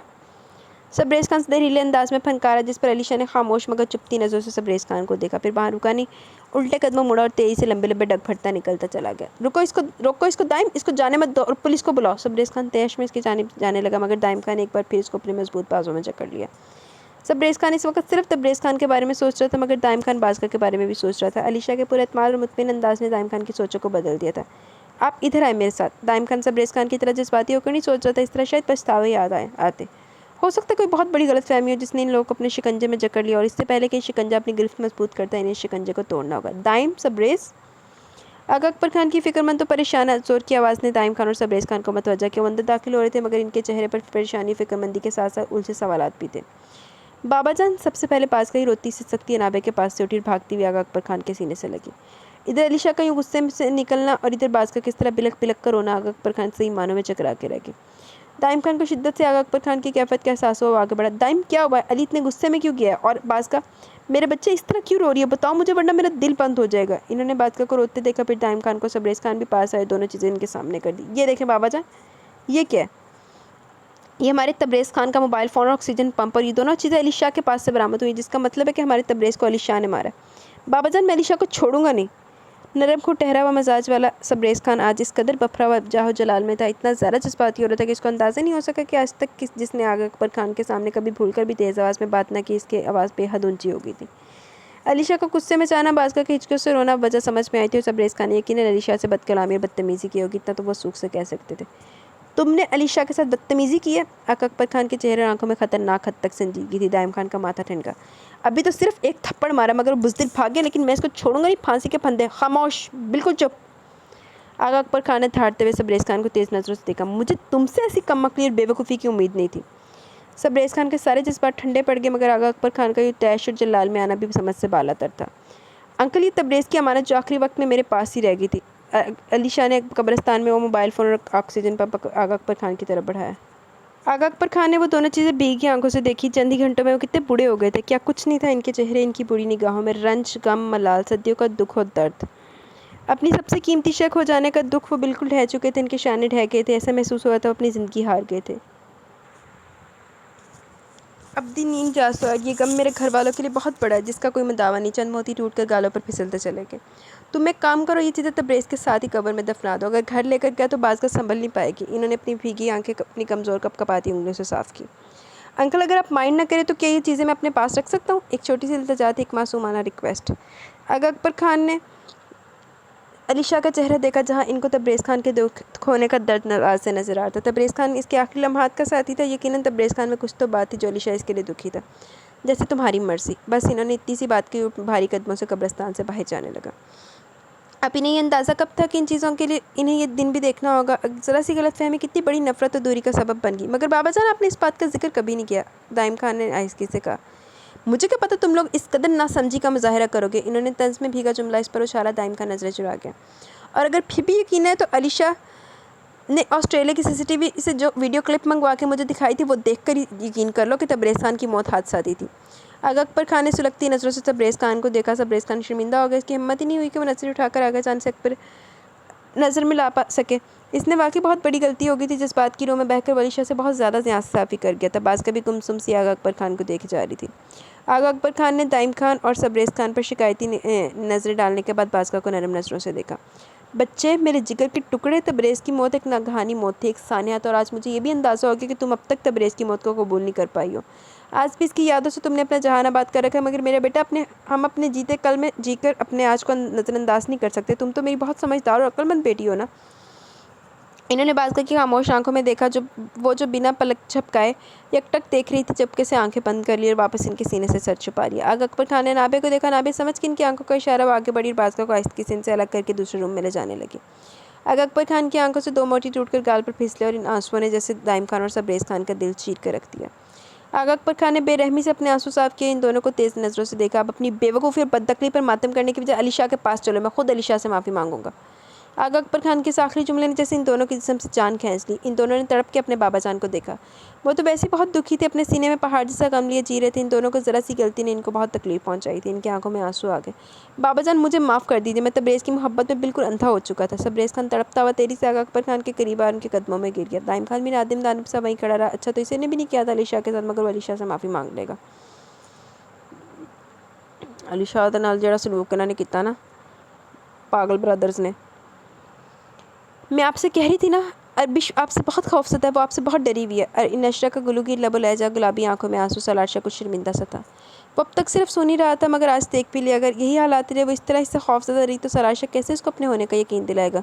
मार के कैसे अपने प्यार, अपनी बेपनाह चाहत का यकीन दिलाएगा, अपने साथ का यकीन दिलाएगा? माती में जो गलतियाँ, जो भी नाइंसाफ़ी हुई, वो इन सब की तलाफ़ी चाहता था। और ये जब भी मुमकिन था जब अरबिश का डर, इसका खौफ ख़त्म हो जाए। कोई बात नहीं, अभी कुछ देर में होश आ जाएगा। बीबी जान ने सलाशा की शर्मिंदगी नोट कर ली। महसूस तो इन्हें पहले ही हो गया था कि सलाशा अपनी गलतियों पर पशेमान, और इससे बढ़कर इंसान के ज़र्फ़ की और क्या बात हो सकती है। वो गुनाह करता है, मगर अल्लाह के हज़ूर गिड़गिड़ा के माफ़ी भी मांगता है, तौबा भी करता है। और जब अल्लाह रब्बुल इज़्ज़त अपने गुनाहगार बंदे को माफ़ कर सकता है, इसकी ख़ताएँ नादानियाँ भुला के तौबा इस्तग़फ़ार कबूल कर सकता है, तो हम तो बहुत अद्दा से इसके बंदे हैं। हम क्यों अपना ज़र्फ़, अपना दिल बड़ा करके सामने वाले की गलतियों से दरगुजर ना करें? सलार बेटा, परेशान मत हो, इंशाल्लाह सब बेहतर हो जाएगा। अरबिश के डर को, इसके खौफ को कमज़ोर करने के लिए ज़रूरी है कि तुम बार बार अरबिश के सामने आओ। इसकी सोचों को ताकतवर बनाने के लिए ये भी ज़रूरी है कि अपने साथ का अपने होने का यकीन दिलाओ। बीबी जान नहायत आहिस्ती से नरम लहजे में इसको ही नहीं नशरा को भी समझा रही थी, जिसकी आंखों से टप टप आंसू टपक रहे थे। राफिया मलिक इसके पास आकर बैठी। बीबी जान बिल्कुल ठीक कह रही है नशरा, हम सब ने मिलकर अरबिश को बहुत समझाया, इसका ख्याल रखा, आगे भी रखेंगे, मगर जो बात खुद सलार में है वो इससे अरबिश की बिखरी शख्सियत में बहुत फ़र्क आएगा। इन्होंने नशरा के रुखसार पर फैले बिखरे आंसुओं को अपनी उंगली से साफ़ किया। अरबिश ठीक हो जाएगी ना? भीगी आंखों से इसका बस यही सवाल था। हाँ इंशाल्लाह। अच्छा अब तुम यहाँ से उठो, देखो राइब ने गुड़िया को नहीं सुलाया तो गुड़िया को यहाँ हमारे पास ले आओ, जाओ उठो शाबाश। राफिया मलिक ने सिर्फ अरबिश की नहीं नशरा की भी फिक्र थी, वो खुद भी तो अभी इतने बड़े सदमे से बाहर आई थी। नशरा का दिल तो नहीं चाह रहा था अरबिश को छोड़ के जाने का, मगर राफिया मलिक का कहना भी मानना ज़रूरी था। वो अरबिश पर एक बेबसी की नज़र डालती इसके पास से खड़ी होगी। ज़ख़म गहरा ज़रूर है जिसमें से शायद अभी भी लहू रस्ता है, मगर तुम्हारी तवज्जो, तुम्हारा ख्याल, तुम्हारा बेपनाह प्यार इन ज़ख्मों को मुंतमिल कर सकते हैं। बीबी जान की इस गहरी बात का मतलब वो अच्छी तरह समझ गया था। अरबिश बेटा, बीबी जान ने बेहोश सी अरबिश के बालों में आहिस्ता आहिस्ता उंगलियां चलाई थी, और इनकी ममता भरी नरमाहट थी जिसकी वजह से वो धीरे धीरे आंखें बाग करने लगी। इसका सोया शऊर बेदार होने लगा। आंखों की पुतली और जहन के पर्दे पर एक चेहरा बहुत वाज़ेह होने लगा। इसने खौफ से आंखें ज़ोर से मीच ली। बीबी जान ने इसकी सर्द पेशानी पर हाथ फेरा। क्या हुआ मेरी जान? इनका पुरशफ़क़त लहजा, इनका नरम और मुलायम अंदाज, जिससे अरबिश को हौसला मिले। इसने आंखें खोली, अपने सर पर रखा, इनका हाथ थाम कर उठकर बैठ गई। बीबी जान वो यहाँ आए थे। बीबी जान मुझे इनसे बहुत डर लगता है। कांपते लहजे में अपना डर जाहिर कर रही थी, और वो जिसकी बात कर रही थी वो सामने बैठा इसको देख रहा था। इसकी तो जैसे जान में जान आ गई अरबिश को होश में आता देखकर। वो एक बार फिर रोने लगी, मगर बीबी जान की नज़र सिर्फ इस वक्त सालाशा के चेहरे पर थी, जिसको देखकर लग रहा था इसको जैसे जीने की उम्मीद मिल गई हो। इन ग्रे कांच में रोशनी ऐसी फूटने लगी हो। अच्छा बस अब बिल्कुल नहीं रोना तुमको। बीबी जान इसको अपनी आगोश में भर लिया। राफिया मलिक इसकी कमर तो कभी इसका सर हल्के हल्के से हिलाने लगी। सुबह के 7 बज रहे थे, मगर अभी तक बाज़का इनके पास नहीं आई थी, वरना वो सुबह फजर की नमाज़ पढ़कर अपने और ज़ुबैरा जहाँ के लिए चाय लेकर इनके कमरे में आ जाया करती थी। ज़ुबैरा जहाँ को बाज़का की इस कदर आदत हो चुकी थी कि इन्हें इसके बगैर हर शय अधूरी और नामुकम्मल लगती। इन्हें फ़िक्र सी होने लगी। वो तस्बीह लिए अपने बेडरूम से बाहर निकली, जो हवेली के सारे मुलाज़मीन अपने अपने कामों में जुटे हुए थे। कभी कभी तो इनको अरबिश की भी बहुत कमी महसूस होती थी। लानती औरत, नैश औरत, मनहूस औरत, नफ़रत से ही सही मगर इस पर नज़र ज़रूर पड़ती, और वो बेज़रर सी मासूम सी लड़की सर को झुकाए मुअद्दब खड़ी हर हुक्म के लिए तैयार रहती। लेकिन वो भी अरबिश के साथ की किसी हर ज़्यादती का ज़ाला कर देंगी, बस इसके आने का इंतज़ार था। आहो ताड़ी माफ़ी मांग लेना, ज़्यादतियां दे ज़ाले करना, सारा कुछ ख़त्म हो जाता ना, लानती हो। वो अगर इद्दत में नहीं होती तो खुद जाकर अरबिश को ले आती। सलाशा को गए हुए हफ्ते से ज़्यादा होने वाला था, मगर अभी तक अरबिश और गुड़िया को लेकर वापस नहीं आई। इनका तो दिल चाह रहा था खुद जाकर अरबिश और गुड़िया को ले आए। खैर इसमें भी कोई आड़ नहीं थी। वो चली जाएंगी, थोड़े से दिन तो रह गए थे इनकी इद्दत ख़त्म होने में, मगर अभी तो वो बाज़का को देखें, वो अभी तक उठी क्यों नहीं? अलीशा रात में कब लौटा था? सकीना, इन्होंने सकीना को आवाज़ दी। जी बड़ी सरकार, वो अपना काम छोड़ के तेरी से इनके पास आई। बाज़का नहीं उठी अभी तक? तबीयत तो ठीक है इसकी? बड़ी सरकार वो तो कल दोपहर को आपका सुलाने के बाद ही चली गई थी। क्या बकवास करी, दिमाग तो ठीक है तेरा? कहाँ चली गई? ज़ुबैरा जहाँ की करख्त आवाज़ पर सकीना सहम कर आ गई। इसको लगा इससे गलती हो गई है। वो यहाँ नहीं आई थी, इसलिए इसके यहाँ के तौर तरीके ज़्यादा नहीं जानती। बस ये सब ये ज़रूर सुना था कि ज़ुबैरा जहाँ गुस्से की बहुत तेज़ है, इनको गुस्सा दिलाने का मतलब अपनी शामत को बुलाना। अब बोलती क्यों नहीं, चुप क्यों खड़ी है? जी वो पूरी जान से काम के तो रह गई। ज़ुबैरा जहाँ की तेज़ गुस्सीली आवाज़ पर सकीना की माँ जन्नत बीबी भागती हुई आई। बड़ी सरकार इससे कोई गलती होगी, माफ़ कर दे इसको, ये झल्ली है, इसको मैं सब सिखा रही हूँ। बाज़का कहाँ है? बड़ी सरकार दरिया खान को पता है, बाज़का बीबी कल रोती भी इसके साथ गाड़ी में गई थी। ज़ुबैरा जहाँ के खौफ से इसने फर सब बोलना शुरू कर दिया, वरना अलीशा ने कुछ भी बताने को मना किया था। अब वैसे ही मानों में उलझ के रह गई। इन्हें शिद्दत से किसी गड़बड़ का एहसास हुआ। बुला जल्दी से दरिया खान को। 1 मिनट के अंदर अंदर दरिया खान दौड़ा चला है, और जो कुछ कल हुआ था वो इसने ज़ुबैरा जहाँ की गोशगुजार कर दिया। इसको भी अलीशा की तरफ से यही हुक्म मिला था बड़ी सरकार को कुछ भी ना बताया जाए। ज़ुबैरा जहाँ के ध्यान को सारे था कि एक दूसरे से उलझने लगे, लेकिन कोई तो बहुत बड़ी बात होगी जो इनके लम्बे नहीं है, और भी गुत्थी अलीशा ही सुलझा सकता है। वो वहाँ से हटकर अलीशा के बेडरूम की जानिब बढ़ी। अलीशा के बेडरूम का दरवाज़ा हल्के से खटखटाया, मगर अंदर से जवाब नवारिद इन्होंने नदारद होता। इन्होंने दरवाजे के हैंडल पर हाथ रखा तो वो खुलता चला गया। कमरे में गहरी खामोशी के साथ गुप अंधेरा भी था। ज़ुबैरा जहाँ ने सारी लाइट्स ऑन कर दी। पूरे कमरे में तेज़ रोशनी फैल गई। ज़ुबैरा जहाँ की नज़र पूरे कमरे पर पड़ी हर शय करीने और सलीके से रखी गई थी। बाज़का की नफासत सुगड़पन हर शय से झलक रहा था। आखिर क्या वजह जो बाज़का इस तरह अचानक से अपने घर चली गई? ज़ुबैरा जहाँ से मिले बगैर बकौल दरिया खान के पूरे रास्ते रोती रही। क्या बात हुई होगी? इन्होंने बेड पर नज़र डाली जहाँ ब्लैंकेट में अलीशा सो रहा था। वो इसकी तरफ बढ़ी। अली, वाइस्की से इसके पास बैठ गई और कंबल इसके चेहरे से हटाया। ज़ुबैरा जहाँ की पुकार पर भी अलीशा ने आंखें नहीं खोली। इसकी चेहरे पर ममता से भरी मुस्कुराहट रेंगी। इन्होंने अपनी हर औलाद से टूट के मोहब्बत की। अलीशा तो ज़्यादातर इनसे भी हवेली से भी दूर रहा, कभी पढ़ाई के सिलसिले में तो कभी बिज़नेस के सिलसिले में। शायद यही वजह थी कि वो आलम शाह और सलाशा से मजाज में कदर मुख्तलिफ था। इसके आदतें भले ही सलाशा से अलग थी, मगर दोनों भाई एक दूसरे को अच्छे ज़्यादा चाहते थे। दोनों एक दूसरे का बाजू थे। बड़ा बाजू तो काट ही देवे बंदा। ज़ुबैदा जहाँ के चेहरे और आंखों में नरम सा तासुर था। इन्होंने हाथ बढ़ाकर इसकी पेशानी पर बिखरे बालों को ऊपर किया तो जैसे इनको 100 वोल्ट का करंट छू गया। अलीशा का माथा दहक रहा था, इसको बहुत तेज़ बुखार था। ज़ुबैदा जहाँ की फ़िक्र और परेशानी मज़ीद बढ़ने लगी। अली अली पुत्र अली, वो उसको ज़ोर ज़ोर से आवाज़ें देने लगी। इसका शाना हिलाया। इन्होंने इस पर से कंबल हटा दिया। इसके चेहरे को थपथपाने लगी, मगर वो होश में होता तो कुछ बोलता।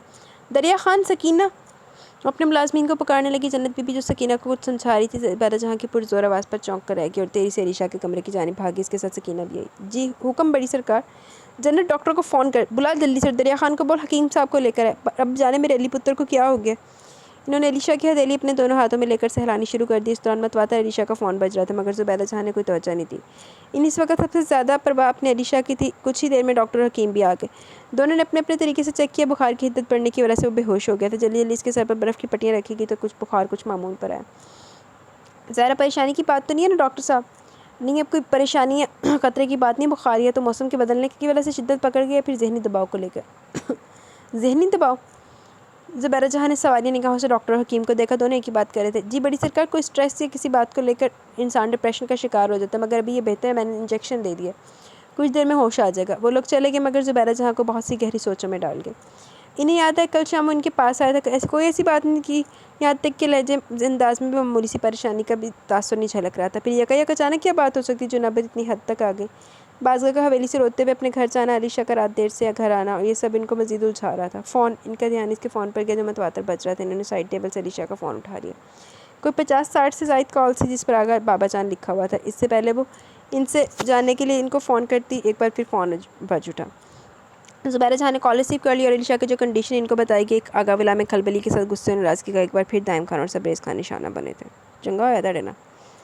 अरबिश की आंख सुबह के कोई 9-10 बजे के करीब खुली। इसको महसूस हुआ जैसे कुछ अजीब है, जैसे कुछ अलग। बेडरूम की मध्यम रोशनी में वाज़ेह तो नहीं हुआ, मगर शऊर अकल ने जब पूरी तरह काम करना शुरू किया तो खुद को किसी की मजबूत बाहों में मकीद पाया।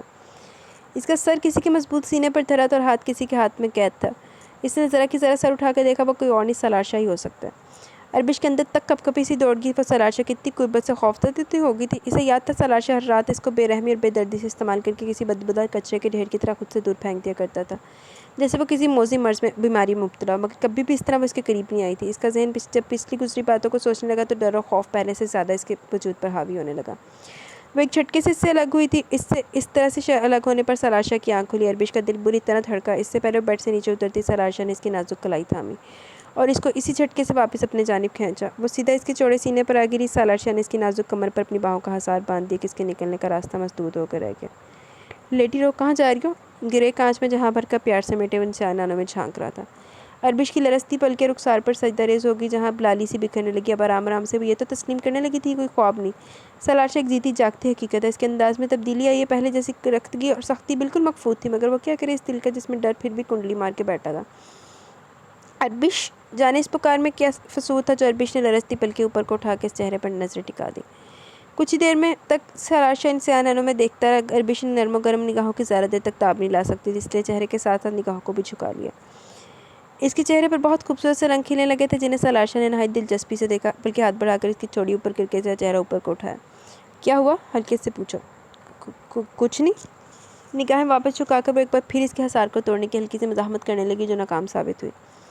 ये कोई ख्वाब नहीं है अरबिश, मैं कोई ख्वाब नहीं, मैं ज़िंदगी हूँ तुम्हारी, तुम ज़िंदगी हो मेरी आती जाती सांसों में ज़िंदगी भर के दौड़ने लगी हो, मेरे दिल की धड़कती धड़कनों में धड़कने लगी हो। भरोसा एतबार करके देखो, वादा करता हूँ ना तुम्हारा भरोसा टूटने दूंगा और ना तुमको।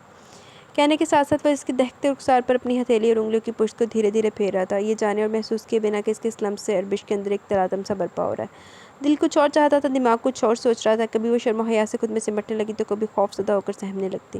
और इसकी कैफियत सलाशा की ज़ीरक निगाहों से भला कैसे पोशीदा रह सकती थी। हालात कैसे भी रहे होंगे, मगर यह हकीकत भी तो नहीं छुटला सकता था वो कितने अरसे रातों की तन्हाई में इसके साथ रही है। दिन के उजाले में वो इसकी नज़रों के सामने रही है, फिर वो कैसे वो इसके चेहरे और आंखों के यादचत रंगों को पहचानता।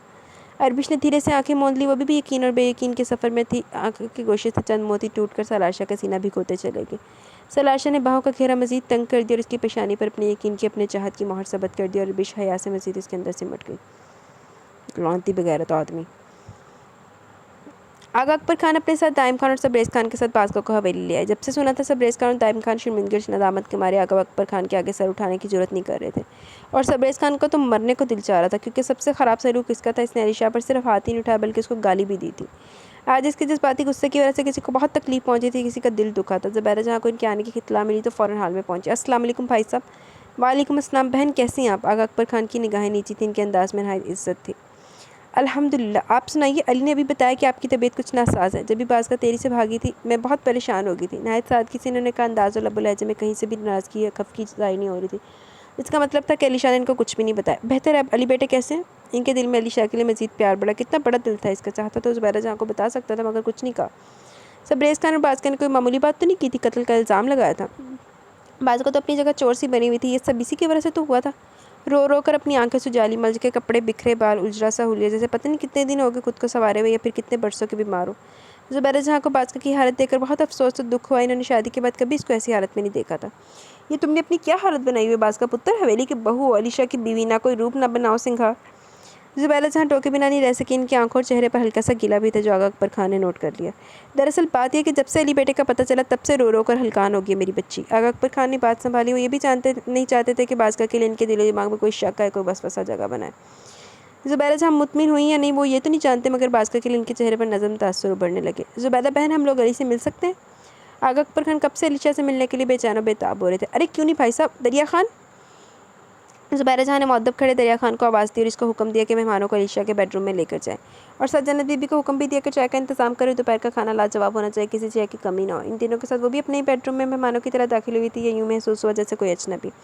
अपना ही वजूद किसी बोझ से कम नहीं लग रहा था। अलीशा बेड पर आंखों पर बाजू रखे लेटा था। इसको बाज़ की नफरत, शदीद नफरत ने नहीं तोड़ा, बल्कि तबरेज़ खान के कत्ल के इल्ज़ाम ने अंदर से तोड़ दिया था।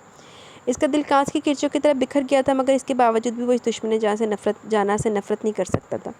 इससे नाराज़ और ख़फा नहीं हो सकता था, बस इसको खुद से अलग कर दिया था। इसकी खुशी की खातिर इसको इसके घर छोड़ आया था, और गुस्सा जिस बात में वो छोड़ तो आया था, मगर इस सोच ने इसको बखेर दिया था कि वो कैसे बाज़ के बगैर रह सकेगा। इन आंखों को, इस चेहरे, इस वजूद को देखने की आदत हो चुकी है। अब कैसे ज़िंदगी गुजारेगा, कैसे जिएगा इसके बिना? इस तकलीफ सोच की वजह से तो बीमार पड़ गया था, और अभी तो ये शुरुआत है। अभी तो 24 घंटे भी पूरे नहीं गुजरे है तो ये हाल हुआ है।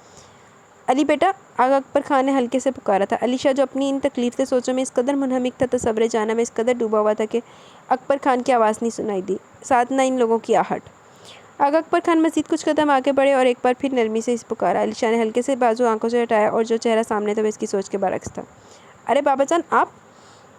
वो तेरी से इनकी ताज़ीम में बेड से खड़ा हुआ और आगा अकबर खान की तरफ बढ़ा। इनके दोनों हाथ पकड़े इन पर बूसा लिया। बिला शबम इनकी बहुत इज्जत करता, नहायत एहतराम से पेश आता था। आपने मुझे बुला लिया होता। इनकी तबीयत आजकल अच्छी नहीं थी, इसलिए अलीशा ने कहा।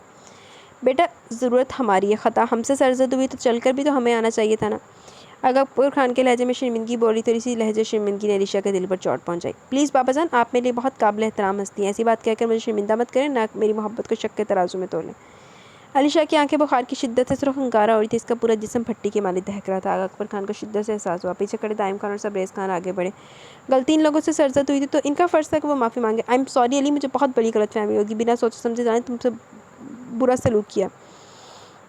सबरेज़ खान ने दोनों हाथ इसके आगे जोड़ दिया। अरे सबरेज़ भाई, क्या करें? क्यों मुझे मेरी नज़रों में गिरा रहे हैं? अलीशा ने सबरेज़ खान के दोनों जुड़े हाथों को थाम लिया। मैंने आप में और सल्लल्लाहु में कभी कोई फ़र्क नहीं समझा। जैसे सल्लल्लाहु मेरे लिए मौजूद हस्ती हैं, ऐसे ही आपको समझता हूँ, और गलतियाँ तो इंसानों से होती हैं, किसी से भी हो सकती हैं। दाइम खान के दिल में कई गुना अलीशा के लिए इज़्ज़त और तौक़ीर पड़ी। बाज़ के लिए अलीशा से बढ़कर बेहतरीन जीवन साथी कोई और हो ही नहीं सकता था, समझा?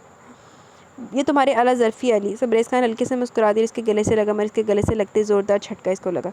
तुम्हारा तो पूरा जिस्म आग की तरह दहक रहा है अली। अरे नहीं सबरेज़ भाई, बस मामूली सा बुखार है, अभी ठीक हो जाएगा, डॉक्टर चेकअप करके गया है। वो मुस्कुराते हुए बशाश लहजे में बोला, नहीं ये मामूली नहीं। अच्छा तुम लेटो यहाँ। सबरेज़ खान ने इसको बेड पर ज़बरदस्ती करके लिटा दिया। और इन सब डॉक्टरों को छोड़ो, हमारी बाज़ का खुद किसी डॉक्टर से कम नहीं। वैसे बाज़ के बनाए हुए जड़ी बूटियों के कहवे से रात तक तुम बिल्कुल परफेक्ट ना हो जाओ तो कहना। दाइम खान ने पुरमज़ा अंदाज में मुस्कुराते हुए कहा। अलीशा की नज़र दुश्मन जहाँ पर पड़ी और उसको ऐसे बिखरे हुलिये में देखकर जैसे इसका दिल तड़प उठा था। किसी तेज़ धारी तलवार से इसके जिस्म के 1000 टुकड़े हो गए थे। वो कब चाहता था इसको ऐसी उजड़ी बिखरी हालत में देखना, बिना सिंगार के। वो सिर्फ इसका दिल ही दुखा रही थी। ये बात शायद वो नहीं जानती इनके दरमियान कुछ भी हो, मगर अलीशा ने तसव्वुर में भी नहीं सोचा था कि इसके सामने ऐसी हालत में भी आ सकती है। कल वाले सूट में वो भी थी जिसमें लातादार शिकने थी। बिना चूड़ियों के वो कलाइयाँ किस कदर सुनी सुनी लग रही थी। बिना काजल के वो झुकी और भीगी आंखें इसकी रूह को चीर रही थी। दाइम खान की पुरमसा बात पर भी इसने कोई तवज्जो नहीं दी। बस हूँ पर इत्तफाक है, जिसका मतलब इन लोगों ने यही अखज़ किया कि अलीशा बाज़ से सख्त नाराज़ है। फिलहाल वो लोग खामोशी रहे। अलीशा की तबीयत भी ठीक नहीं थी, और दाइम खान की बात सच साबित हुई। बाज़ का कड़वी जड़ी बूटी कहवा पी कर वो रात तक बहुत अच्छा महसूस कर रहा था।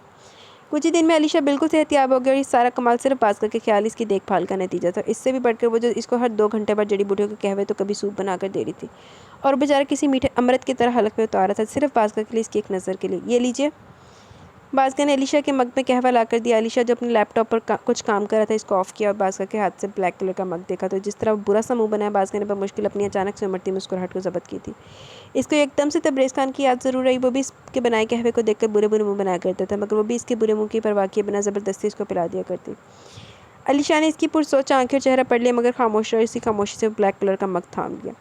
बाज़का निकाय चुका है वहाँ से जाने लगी। जब अलीशा ने हल्के से पुकारा बाज़का ने पलट कर सवालिया नज़रों से देखा। मैं बिल्कुल ठीक हो चुका हूँ, मेरा नहीं ख्याल कैसे कहवे पीकर बीमार पड़ने का भी इरादा रख कर सकता हूँ।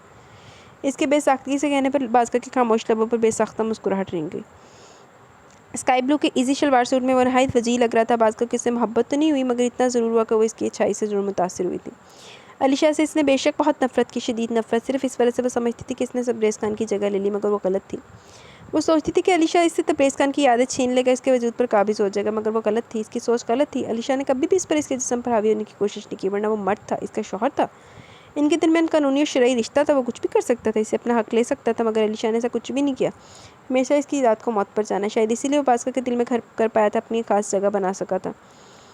अगर मेरी ज़ात का मुकम्मल तौर पर जायज़ा ले लिया हो तो क्या इजाज़त है इस कड़वे कहवे को पीने की। सबस निगाहों में जहाँ भर की शौकी शरारत थी वो गौर इसको देख रहा था। प्याजी कलर के खूबसूरत सूट में इसके चेहरे की रंगत भी हमरंग हो रही थी। बाज़का ने हया से निगाह झुका ली। मेरा ख्याल है आप वाकई बिल्कुल ठीक हो चुके हैं। बाज़का ने संजीदगी भरे लहजे में इसकी शोखी पर तंज किया। पहले वो इसकी शरीर निगाहों शरीर जुमलों से बहुत चिढ़ती थी मगर ये अब यही सब इससे अच्छा भी लगने लगा था। कैसी तबीयत अली पुत्र। ज़ुबैरा जहाँ असर की नमाज़ पढ़कर यहीं चली आई और साथ वाले सोफे पर आराम से विराजमान होगी। बाज़का जो इनके आने का इंतजार करती किचन में जन्नत बीबी को कहा कि नाश्ते की ट्राली लिया, वो वापस ज़ुबैरा जहाँ के पास आ बैठी। बेबे 3 दिन से कड़वा कहवा पी रहा हूँ कि मेरे अंदर के अज़ा भी कह रहे हैं अली बस कर दो खुदारा, अब और बर्दाश्त नहीं है।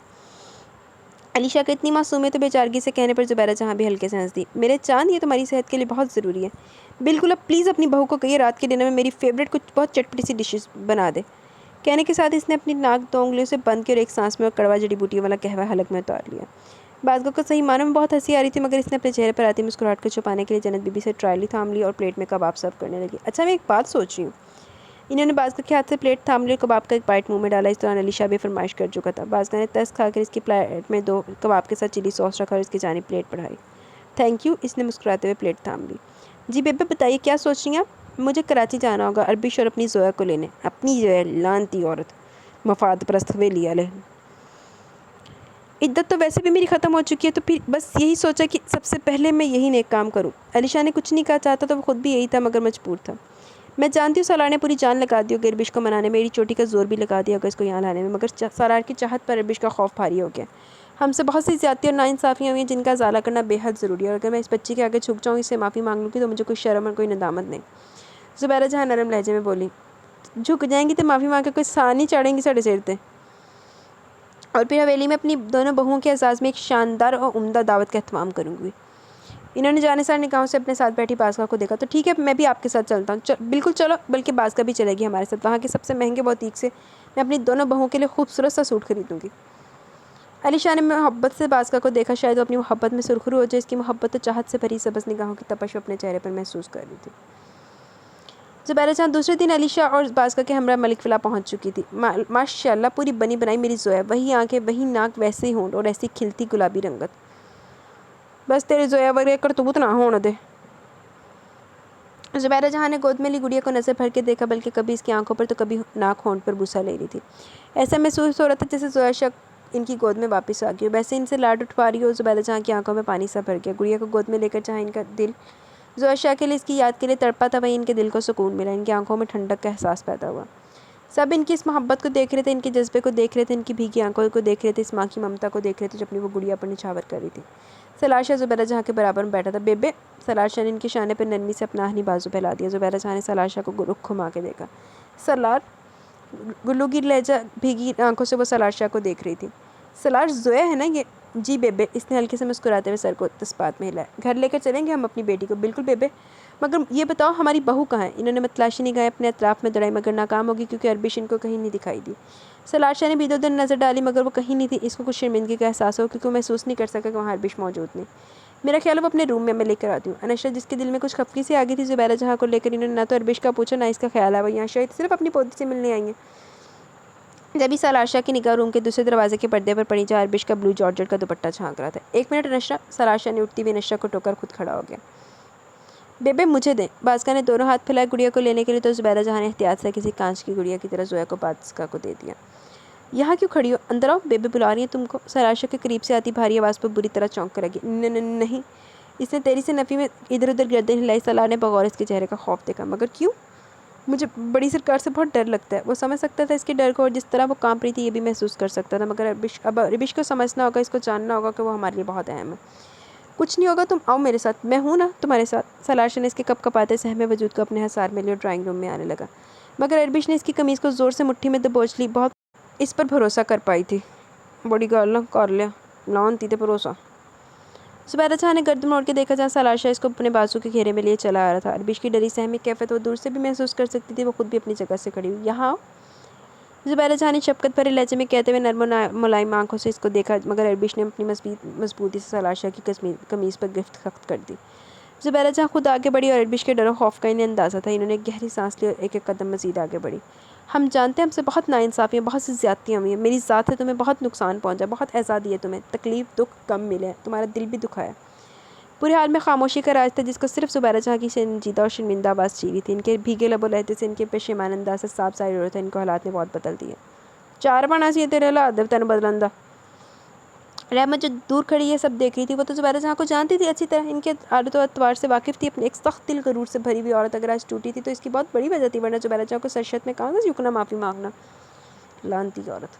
हम जैसे लोग अपने घमंड, अपने गुरूर में इतने आगे निकल जाते हैं कि ये बात बिल्कुल भूल जाते हैं कि हम सबका मालिक हमारा रब साईं सबसे ज़्यादा ताकतवर है, जो बेहतरीन इंसाफ करने वाला है। मैंने भी वही किया। मैं जो समझती थी मुझ पर, मेरी औलादों पर कोई बुरा वक्त नहीं आएगा। मैं जो समझती थी कि सिर्फ हुक्मरानी करने के लिए पैदा हुई, जिससे इस जहाँ में मैं अपनी मर्ज़ी से जीती हूँ, लोगों पर हुक्मरानी करती हूँ, ऐसे अगले जहाँ में मेरा राज रहेगा, तो मैं गलत सोचती थी। हालात ने मुझे बहुत बड़ा धचका दिया। अर्श से ज़मीन पर ऐसे पटका कि अगर खुद के टुकड़े भी गिनना चाहूँ तो मुश्किल है। वो कुछ देर रुकी थी सांस लेने को, या फिर इनका दिल बहुत ज़्यादा भरा गया था। आंखों से आंसुओं की लड़ियाँ निकलने लगी। अलीशा जो चुपचाप इनको सुन रहा था अपनी जगह से खड़ा होकर चलता हुआ ज़ुबैदा जहाँ के पास है और उनके झुके शाने पर अपना बाजू धर दिया। अलीशा री मजबूरी है, माँ जो गंदी सी। जोयाशा को जब सोचती तो पूरी नज़र घुमाऊँ, अक्ल दौड़ाऊँ भी तो याद नहीं पड़ता कि मेरी जोयाशा को मामूली से भी फांस चुभी होगी।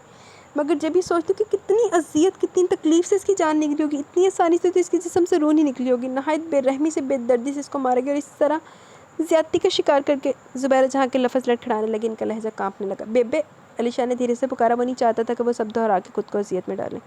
जब ये सब सोचती तो मेरी रूह कांप उठती है, मेरा रमा रमा तड़प उठता है, मेरे जिस्म के हज़ारों टुकड़े हो जाते हैं। ऐसा महसूस होता है जिस्म का एक एक अज़ा कट कट के गिर रहा है। वो फिर चुप हो गए। आहो तुहाडे दर्द ते और बिश ते कोई दर्द नहीं सी ना, लानती हो। वो तुहाडा कुत्ता ते ओहदा नहीं ओंदा कुत्ता तुहाडा कुत्ता टॉमी, लानती।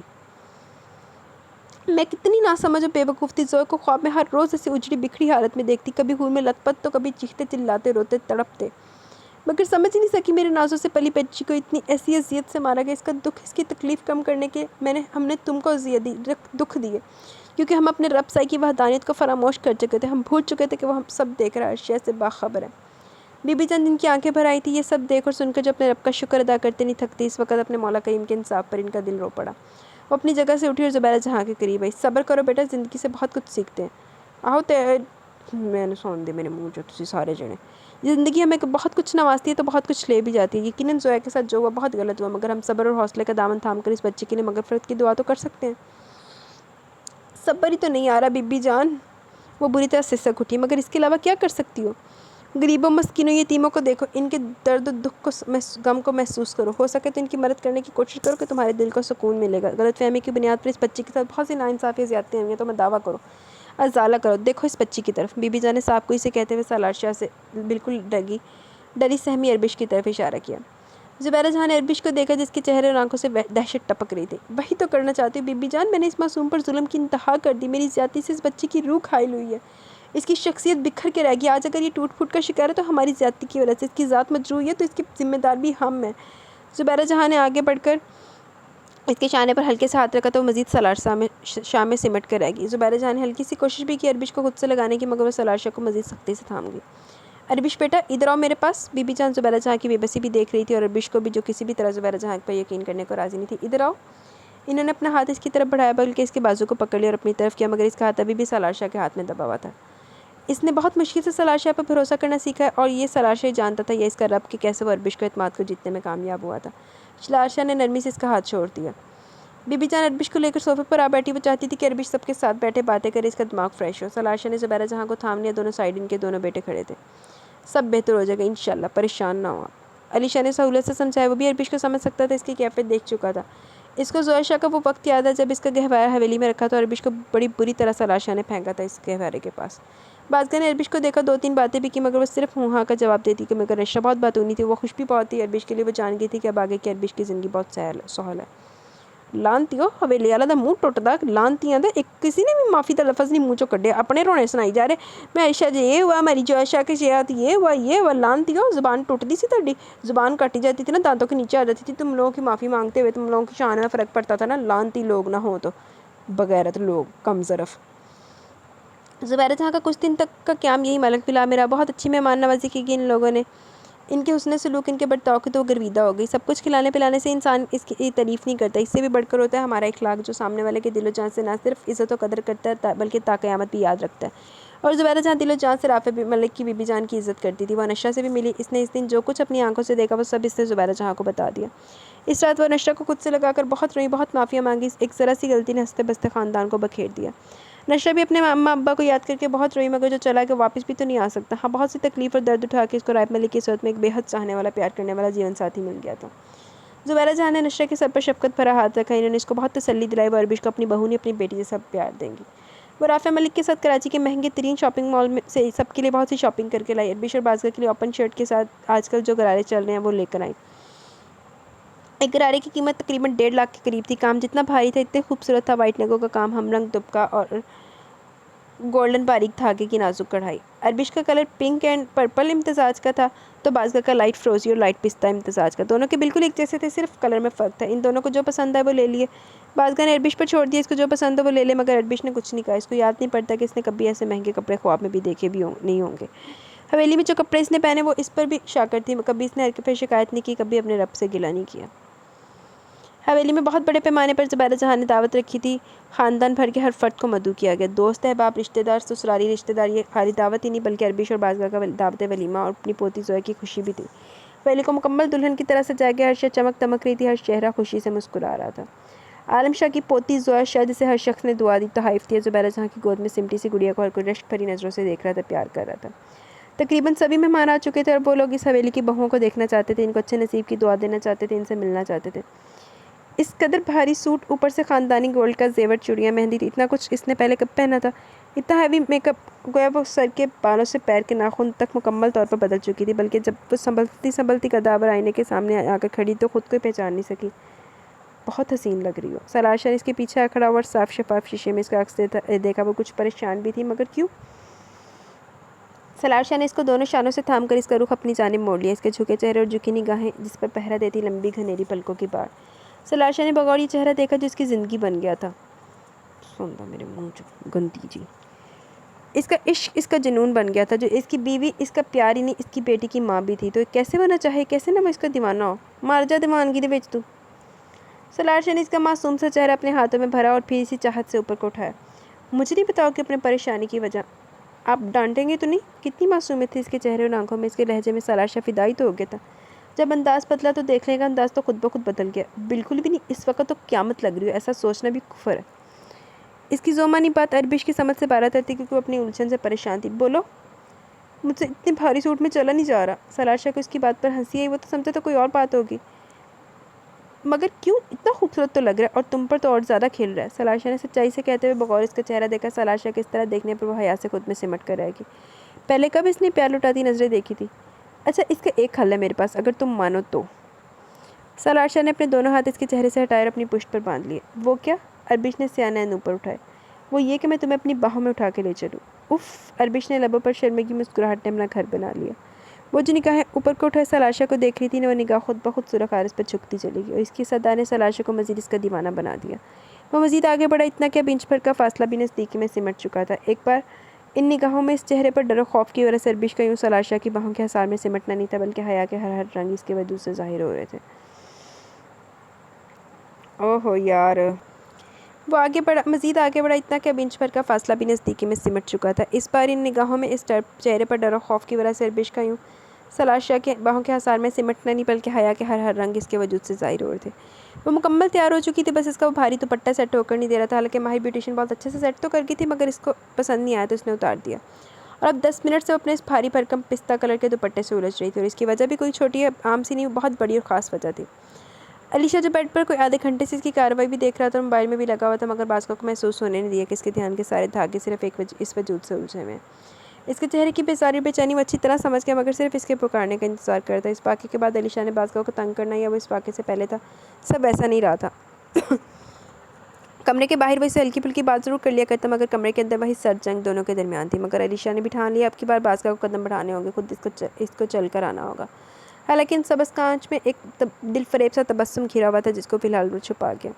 यहाँ बाज़ का उलझन और बेचैनी इस बात की थी कि अलीशा जो इतनी देर से यहाँ बेड पर बैठा, वो क्यों उसकी तरफ नहीं देख रहा, क्यों मुतवज्जा नहीं हो रहा, जबकि बेडरूम की खामोशी में बाज़ की हमरंग चुड़ियाँ शोर कर रही थी।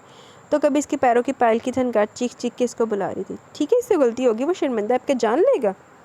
अलीशा को टाइम गुजरने का ऐसा शिद्दत से हुआ, सब मेहमान तकरीबन आ चुके थे, तो मोहतरमा अभी तक अपने दुपट्टे में उलझी हुई थी।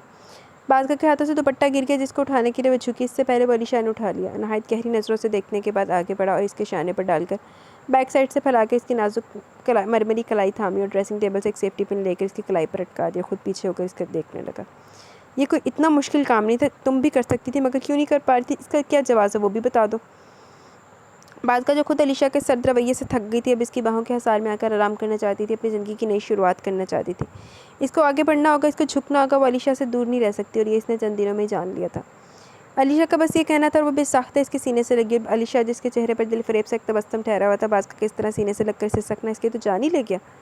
अच्छा जी, आई एम सॉरी, मैंने गलती की, प्लीज़ मुझे माफ़ कर दें। वो अपनी गलती का एतराफ़ करे, इससे माफ़ी मांगे था, तो अलीशा ने नहीं चाहा था।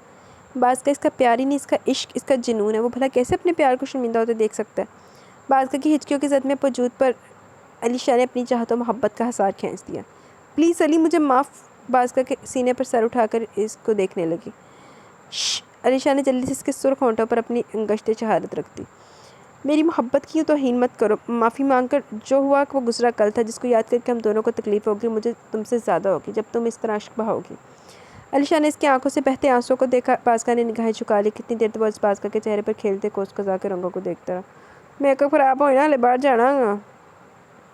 और ये क्या पिस्ता कलर के शूट के साथ रेड कलर की लिपस्टिक वलीम में वो कौन लगाता है? वैसे जान लेने के आज तुम्हारे पास सारे हथियार हैं। अलीशा का इशारा इसके सजे सवरे रूप की जानिब था। बस एक चीज़ की कमी है। अलीशा ने अपने बास्केट से एक सुर्ख कलर की वेलवेट केस निकाला और इसको खोलकर इसके आगे कर दिया। बाज़ ने देखा यही ब्रेसलेट था जो इसके नहायत बेदर्दी से फेंका था, और शर्ट टूट भी किया था। इजाज़त दोगी इसको पहनाने की? इसने ज़्यादा तलब नज़रों से बाज़ की कादल से भरी आंखों में झांका। बाज़ की बदामी आंखों में वक्त अक्स भन के झिलमिलाने लगा। इससे पहले वो अपना जगह मजबूत बनाता, अलीशा ने अपनी चौड़ी हथेली की पुश्त इसके आरस पर फेरी। मैं आज भी ज़बरदस्ती का कायल नहीं, तुम्हें तुम्हारी रजामंदी से अपनाना चाहता हूँ, और अगर मेरी रजामंदी आपकी खुशी में खुश रहने की है तो। बहुत खूबसूरत इकरार किया था बाज़ ने। अलीशा अंदर तक पुरसकून हो गया। तो फिर मैं इस दावत के ख़त्म होने का शिद्दत से इंतज़ार करूँगा।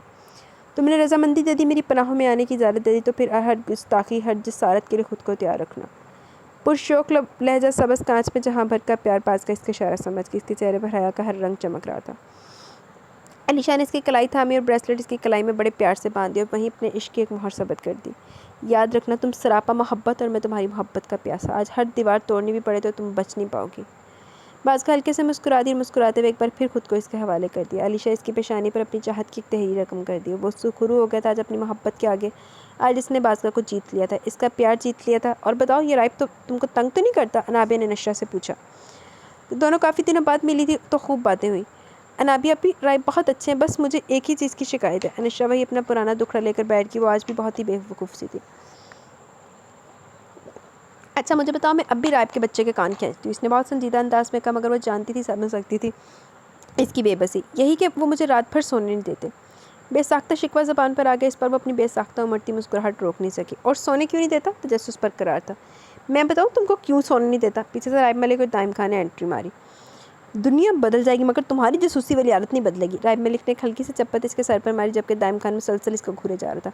और ना ही मेरी बीवी की बेवकूफ़ी वाली हरकतें। राइब मलिक ने नशरा को शिकायती नज़रों से देखा जिस पर मुँह बनाकर रुख फेर गई। और यह हरकत नाबी से छुपी नहीं रह सकी। वो ज़ोर से कहका लगाकर हंसी। कितनी बार कहीं यूँ मत हंसा करो मगर मैं जाना दुकान पर जूँ भी रखती हो।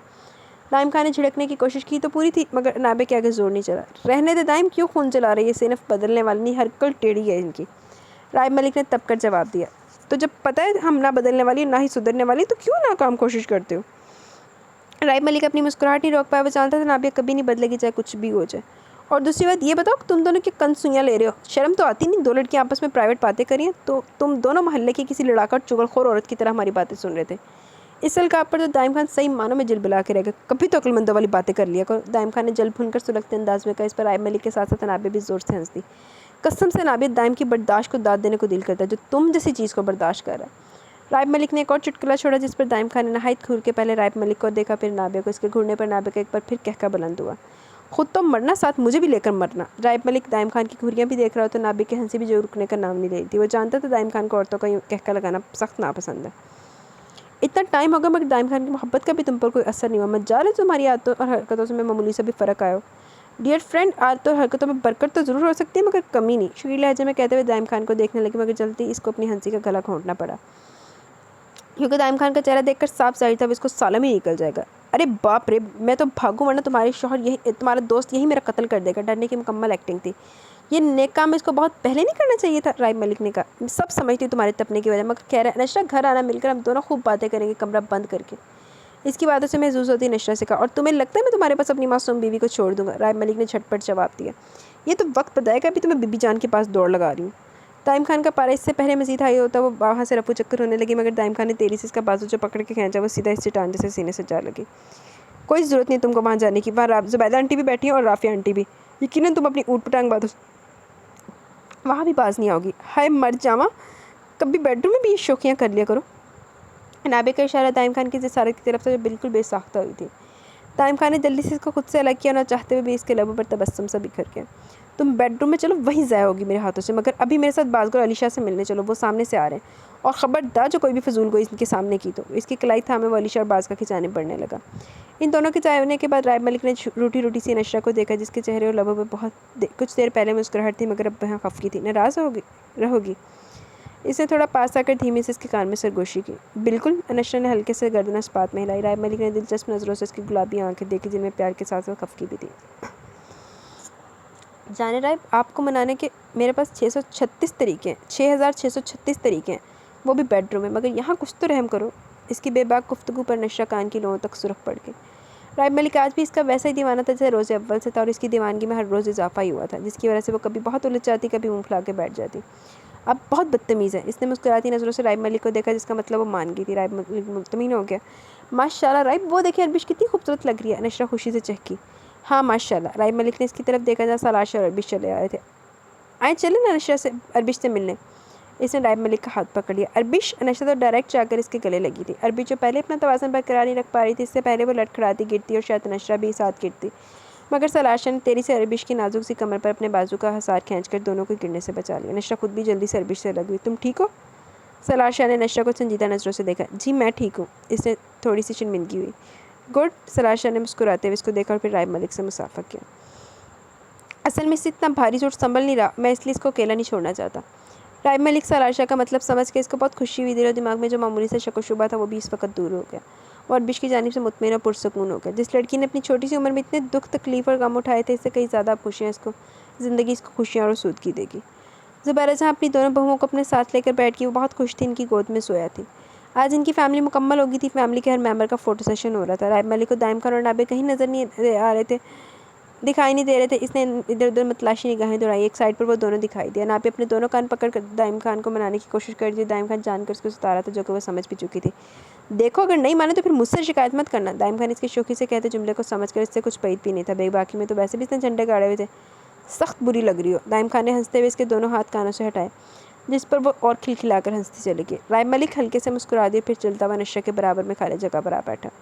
वहाँ सब अपनी अपनी बातों में मगन थे। हर चेहरा खुश था और मुस्कुरा रहा था। राइब मलिक ने नशरा को अपनी जारी में तवज्जो करने के लिए अपने मोबाइल में इसी की पिक्स दिखाने लगा जिसने अलग अलग पोज में ली थी। नशरा बहुत शौक से वो तस्वीरें देख रही थी। नशरा की इस खुशी ने रायब मलिक को हमेशा ही मुतमिन किया था। वो बिला झिझक इससे हर बात कहती थी, हर दुख दर्द हर खुशी शेयर कर लेती थी, और रायब मलिक यही तो चाहता था वो बिला झिझक इससे सब कुछ कह दे। इसकी मेहनत रायगा नहीं गई, वो कामयाब ठहरा था। हर कदम हर राह में नशरा इसके हमरा थी। ब्राउन कांच में कायनात का सारा प्यारा बात किए वो नशरा का खुशी से चमकता दमकता चेहरा तकने लगा, और फिर बिल्कुल बेसाख्ता बेखुदी में इसके शाने पर अपने पाँव का हसार खींच दिया। ख़त्म शुद जी। तो गाइज़ ये लॉन्ग नावल अपने अख्ताम को पहुंचा। कैसा लगा नावल, अपनी राय का ज़रूर इज़हार कीजिएगा। सबसे पहले तो बारी है आपके सस्पेंस को डिस्क्लोज़ करने की जी। तो बता दूं कि रहने दूं? नावल तो आप लोगों ने सुन लिया सारा, अब एंड में नाम जान के क्या करना है। लेकिन कोई नहीं, चलो बाद में मुझे गालियाँ ना देना, बता देती हूँ। तो नावल का नाम है बाहों के हसार में, रिटन बाय, राइटर नेम है कमरोश अशोक। कमरोश मैम का ये नावल है जो उन्होंने लिखा है, ठीक है। और मेरे पॉइंट ऑफ व्यू में अगर मैं इसका आपको रिव्यू दूं या ओवरव्यू कह लें, रिव्यू अगर मैं दूं आपको इस नावल का, तो नावल में यार इसने सलार शाह ने बहुत ज़्यादा जुल्म सितम किए थे। तो मेरे हिसाब से एंड ऐसे नहीं होना चाहिए था, मतलब एंड थोड़ा सा इस तरह से होना चाहिए था कि या तो अरविश मर जाती, सलार सारी ज़िंदगी पछतावों में गुजार देता, तब भी ठीक था, ओके था। या सलार शाह इतना का बेबस हो जाता, मतलब उसके साथ माफ़िया मांगता, उसके पैर पकड़ता, उसको यकीन दिलाता ये क्या इस तरह से, तो ये एक दफ़ा भी इसने माफ़ी नहीं मांगी और ऐसे यकीन दिला दिया उसको। वो करता यार, कोई जैसी सज़ाएँ जो जो उसको दी थी वो उसका दर्द बर्दाश्त करने के लिए खुद अपने आप पे वो सज़ाएँ लेता, कुछ तो करता। तो ये कुछ भी नहीं हुआ ऐसा, तो इसलिए मुझे इसका एंड थोड़ा सा पसंद नहीं है। बाकी novel overall novel too good था। आप लोग बताइएगा आपको कैसा लगा नावल। तो इंशाल्लाह कल मिलेंगे न्यू नावल के साथ। तब तक के लिए अपना बहुत सारा ख्याल रखें, दुआओं में याद रखें। आज मुझे पता बहुत लेट हो गया, 2 तो बज गया, अभी इसको कंपाइल होने में टाइम लगना है और आप तक पहुंचा के सोऊंगी मैं। मुझे पता है आप लोग लास्ट एपिसोड का बड़ी बेसब्री से इंतज़ार कर रहे हैं। तो मैं अब मुझे इजाज़त दें ताकि मेरे नावल जल्दी से वो कंपाइल करके तो आपको दे सकूँ लास्ट एपिसोड, ठीक है। अब अल्लाह हाफिज़।